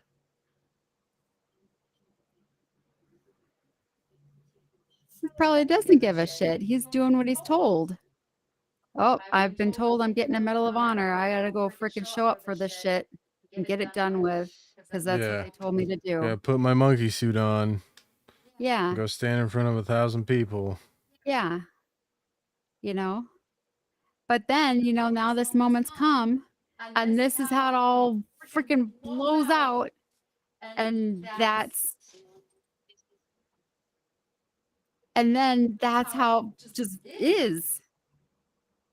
And that's the freaking, that's the thing, like it could have been so much different, but no, now this is the narrative. This just freaking sucks. This poor guy. Now that's what's attached to him. Like, oh, that hero that did all this, that, blah, blah, blah. And then Biden just walks away from him. Like, wow. Like, that's what freaking sucks. Now his moment's come, that he's getting his medal, and that's what's attached to him.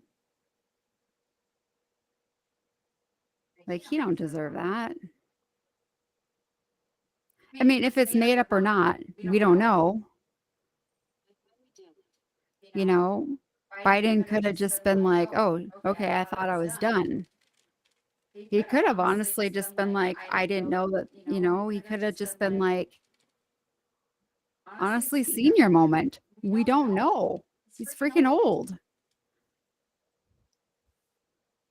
That person that John Pierre, whatever her name is, I don't know what her name is, said that he got confused and that whatever he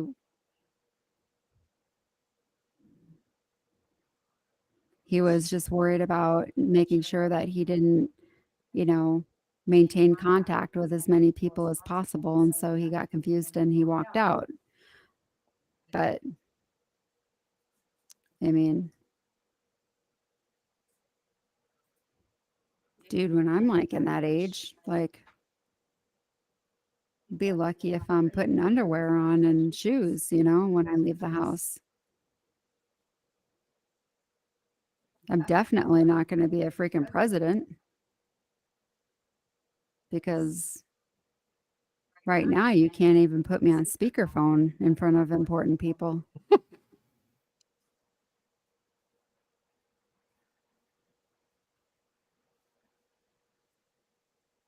And I'm not a president.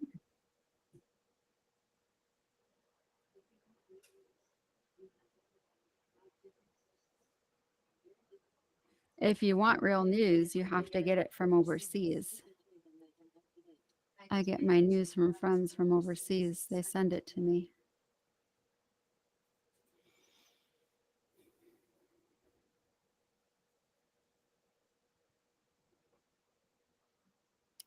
And they're always interested in what our news says.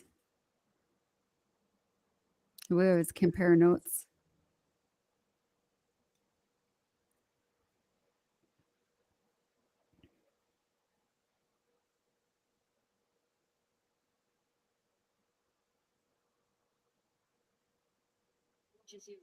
BBC, CNN, everything is fiction.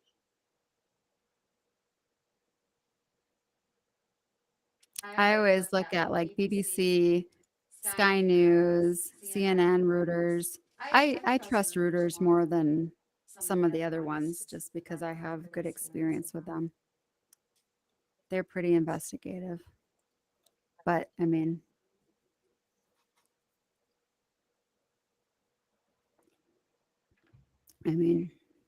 I was pretty involved with Reuters when Out in Washington. out in Washington, yeah. I went public and helped the military housing crisis go big. It's kind of crazy to think about that. I will say regarding the Biden story,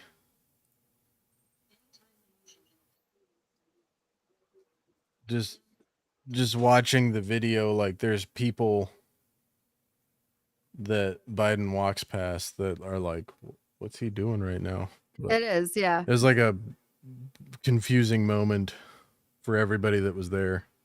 Oh no, I did my due diligence and looked deep into it. I'm not some idiot. But yeah, watching the video is like, huh. Like I'm not some idiot that just goes to mainstream media and looks up everything.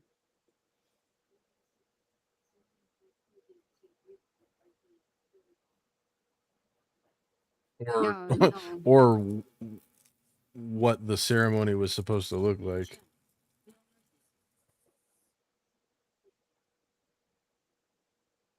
Yeah, they said that he got confused. And then they said that he wanted to keep his COVID contact as brief as possible. But then it was funny because he walked out through that huge crowd of people without wearing his mask. But then he said, well, I was wearing my mask, but his mask was around his throat. So I was like, doesn't count.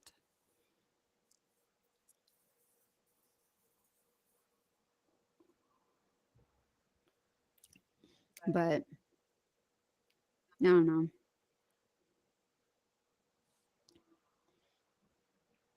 But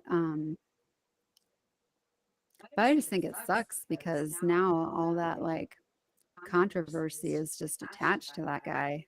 That's his moment. That people are gonna be like, that guy got his medal. And like, I'm like, that's his moment that, he got his medal and that dude just walked out on him. And, that's what people are going to think of. Whether that's what he thinks or not, that's what people are going to think,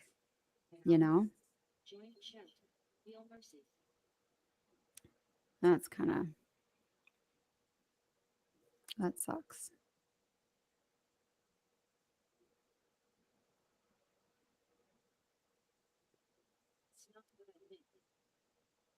That's probably not what you think, but I mean, just think about it, put yourself in the general person's shoes.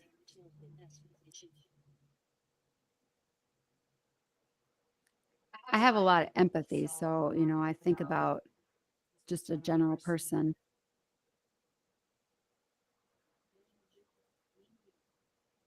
You're not a general person. You're a general negative person.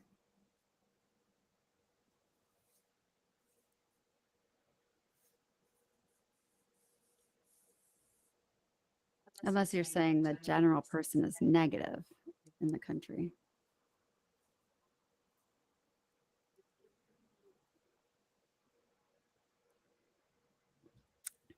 Would you think so? I wouldn't say so.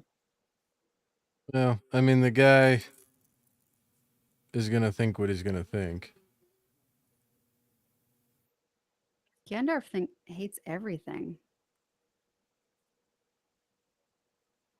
He's just not a fan of politics. But does Gandalf like anything? He likes a lot of stuff. Well, computers and games and naked women.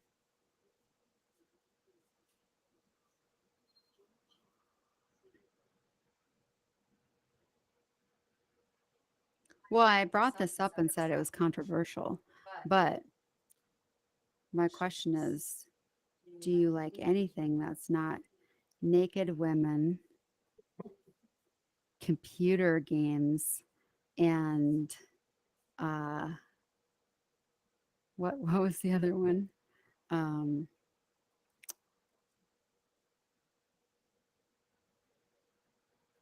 were you even listening to me, Gitch? Mostly. Apparently not. I just heard computer games and naked women. That's all you heard too.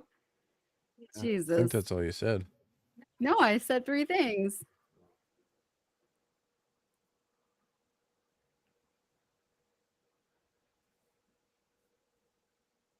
Good Lord.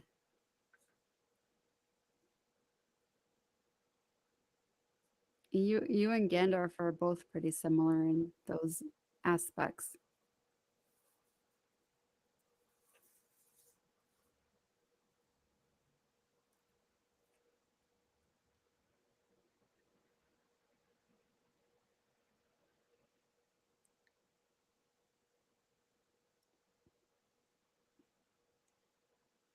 Did Steven really pass out? Probably did. He was drunk when we started. Yeah, when did he start drinking, I wonder? I don't know. Probably this morning.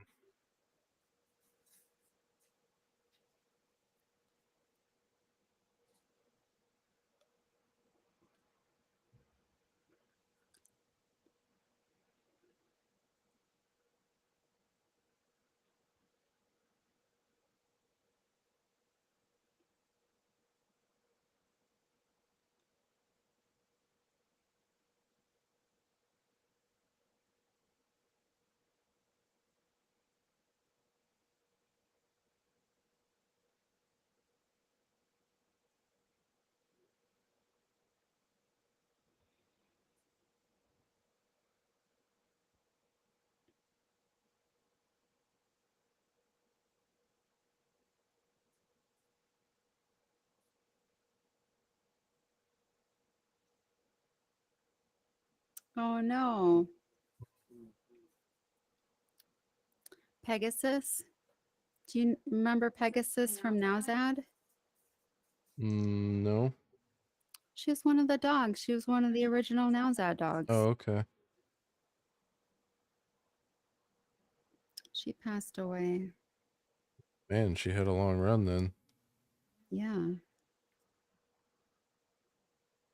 Oh no, it's just so sad.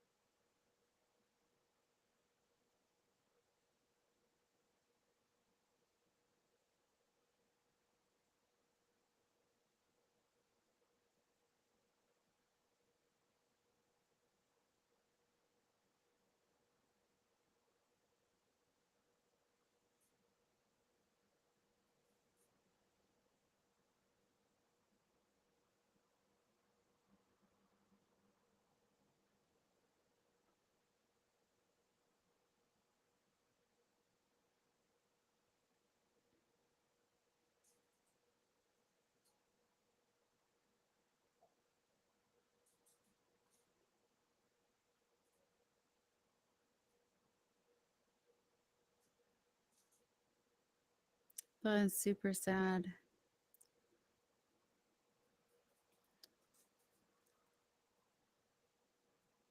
Well, she passed away 20 minutes ago.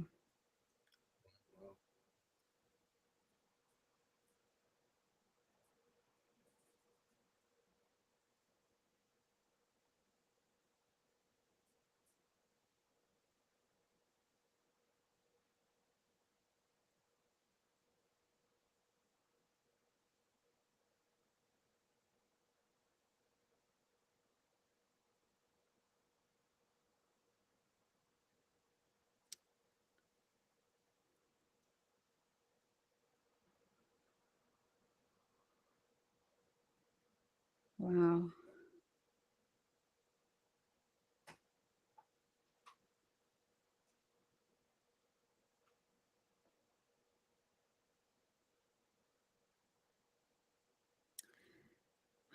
Pegasus had gastrointestinal disorder, pancreatitis, degenerative hip dysplasia, and arthritis in his front legs, degenerative cruciate ligament in his back right leg, a grade 3 heart murmur,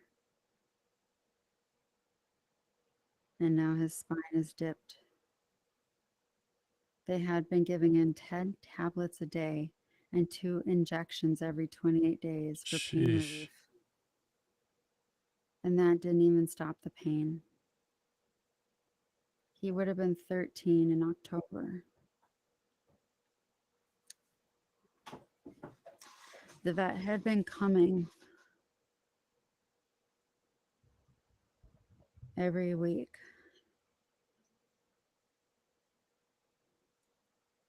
Is your computer talking? Yeah. Why? Huh? Why is your computer talking? It's always been talking. But It's the chat. mine is not chatting. It's when people join and leave on Twitch, I think. It's that new program I got.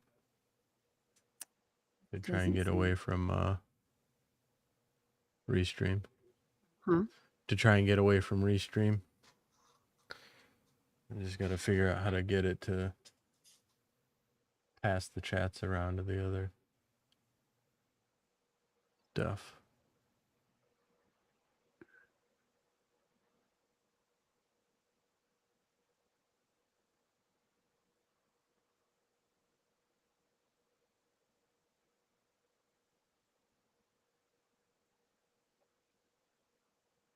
Okay.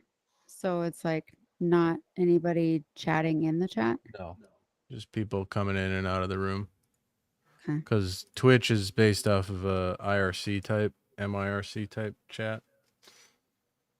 So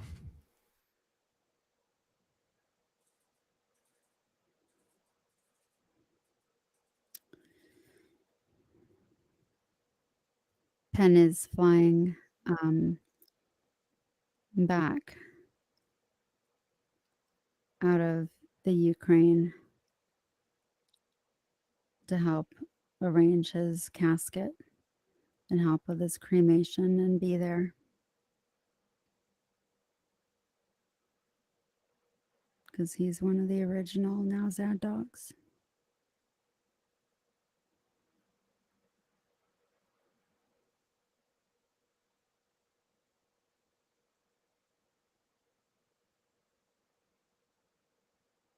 That's kind of crazy because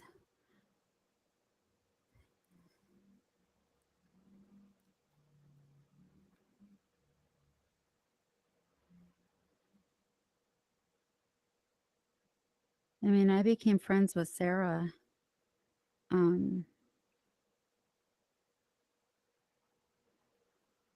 when 12 years ago.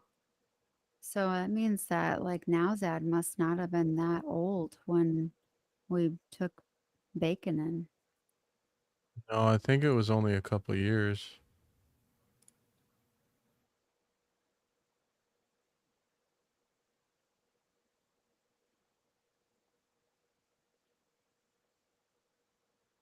And it's just so sad because she literally had just like done a like a An auction just a few days before this.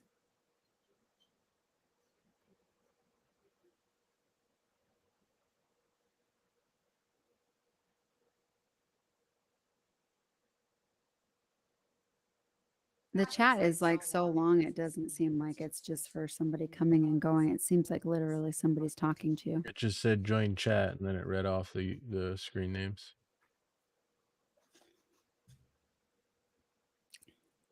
Right. It's right there.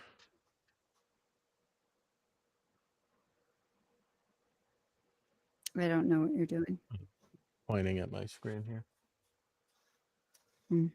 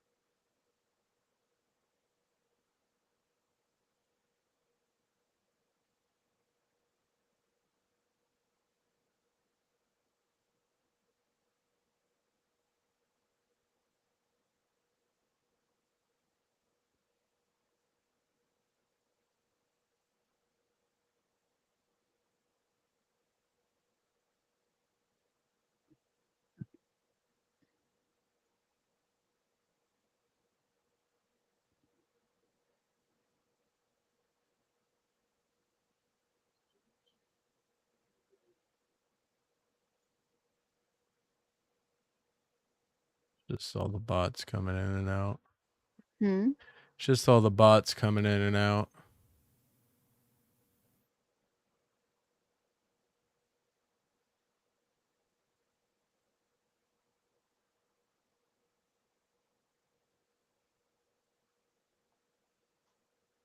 There we go.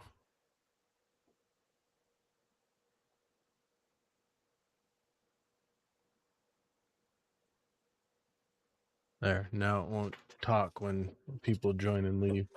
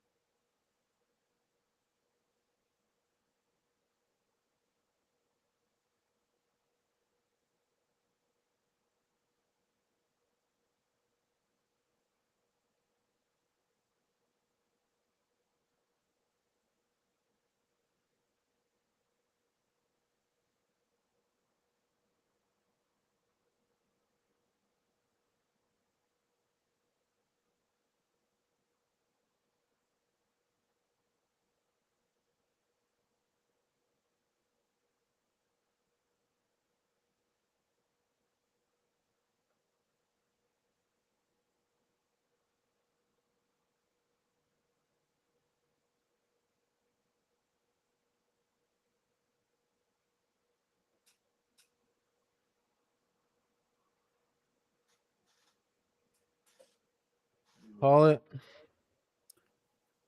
No. I just figured while I'm posting this, you could actually talk instead of me having to pull the stream or like, do everything. Because when you're not talking, I talk. You just sit there and click.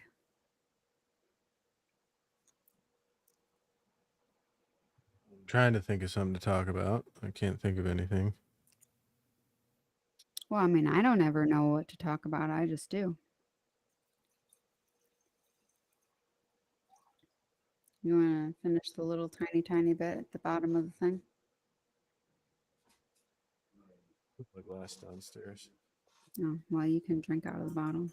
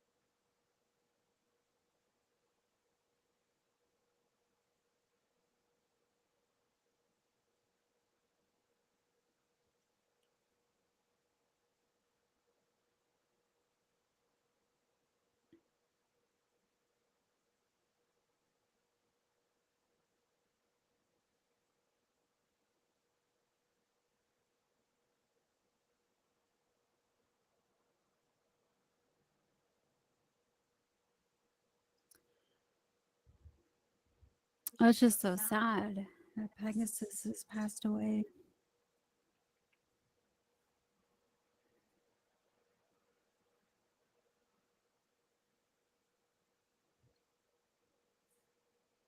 He had a long, good life.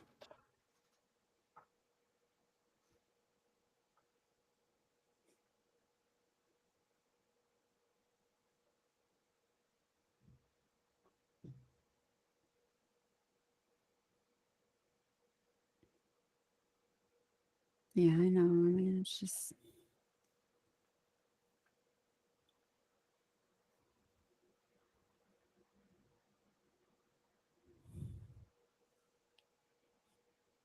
Yeah, you just think about like everything that he did for his soldier, and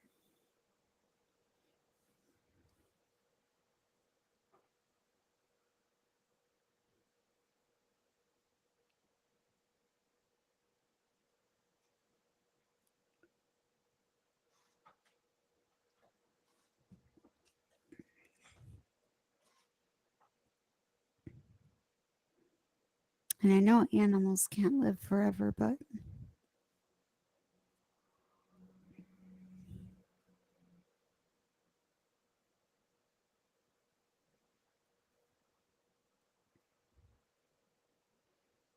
I wish they could.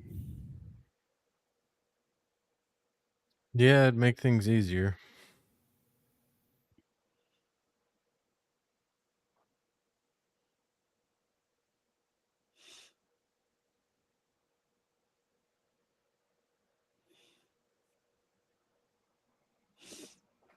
What sucked is his soldier didn't even get to spend most of his time with him. No. No, because he was special forces for Australia.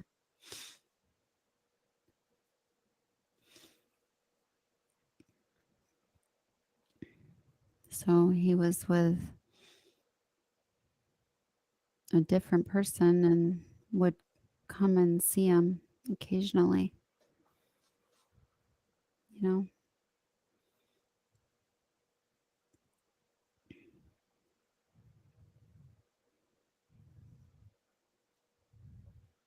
he got adopted to a friend's house, but the soldier would come and visit sometimes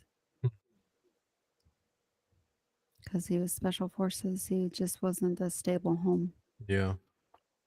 but he needed a good home. He didn't want Pegasus to just be there and killed.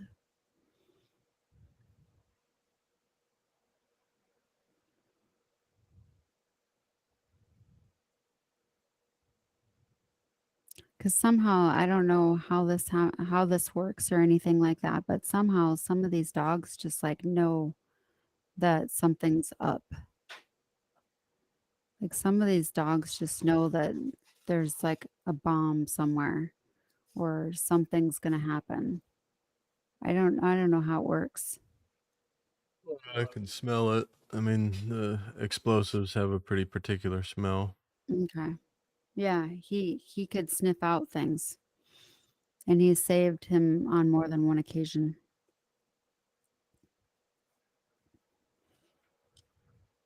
And so Pegasus's soldier was just like, "There's no way I'm going to let this dog stay behind," and he straight out took him over his shoulders into the plane and refused to let him go. Didn't quarantine him or nothing. Hmm.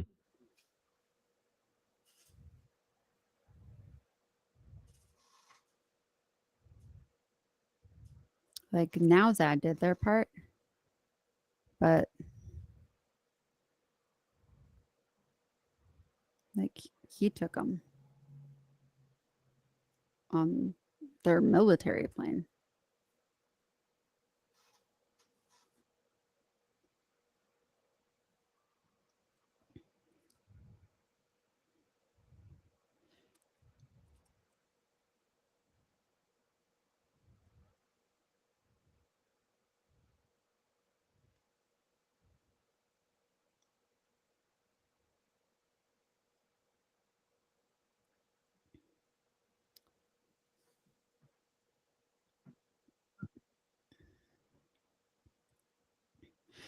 But my friend Sarah has them or had them.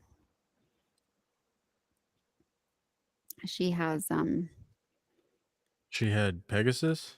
yeah. Huh. Yeah, her husband Philip is in the military also. Like her husband served with him, with this other soldier, and Sarah has anxiety and PTSD, and so her husband, who served with this special forces soldier, um, this dude was like, I think that this buddy of mine's wife could really use Pegasus.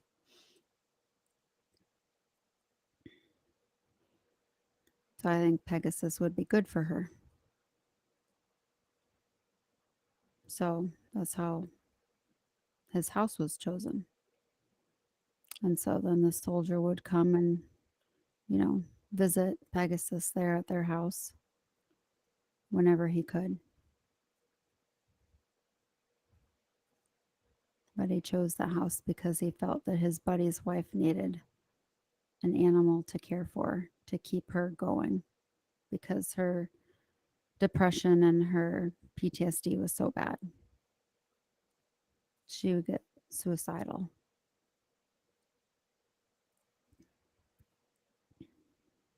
Your friend was? Mm-hmm.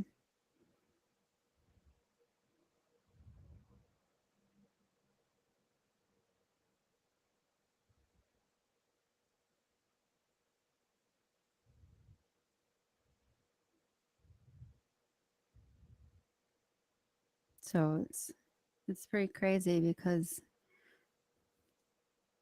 when we were getting bacon, she was messaging me because that friend Vivian. Remember, she she was like a volunteer, and she actually was like in Olympia. She was just somebody that would like raise money for Nowzad, but she was in Olympia. She was from the UK, and um, she knew about Sarah. They knew about bacon. She had actually helped raise money for bacon.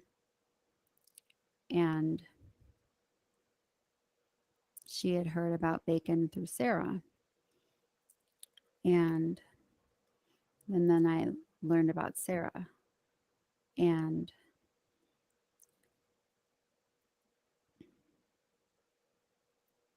it was kind of crazy. I got to talk to Sarah, on the phone when I went to go visit Vivian. Vivian would like make sweaters and like stuff like that and stuffies and whatever and sell at the auctions and all that for the Nowzad auctions. Vivian's husband worked um, for some company in the UK, but he was just here in the US and he just happened to be in Olympia. So it's like random that I got to meet somebody that was from the UK that had a Nowzad animal, but when we didn't even have bacon yet, happened to be like sharing our story and fundraising for us, like was a Nowzad family. And she told me about Sarah. And so I learned about Sarah and how she had a Nowzad dog, and it wasn't her soldier's dog. And it was her daughter. And Sarah just had depression and PTSD. Her husband was a soldier, and her husband served with this soldier, and it was his dog. He was special forces.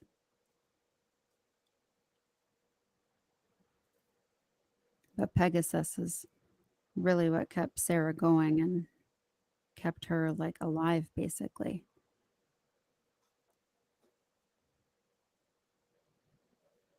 And it's kind of crazy because Pegasus kept this soldier alive overseas, but then Pegasus came and kept Sarah alive.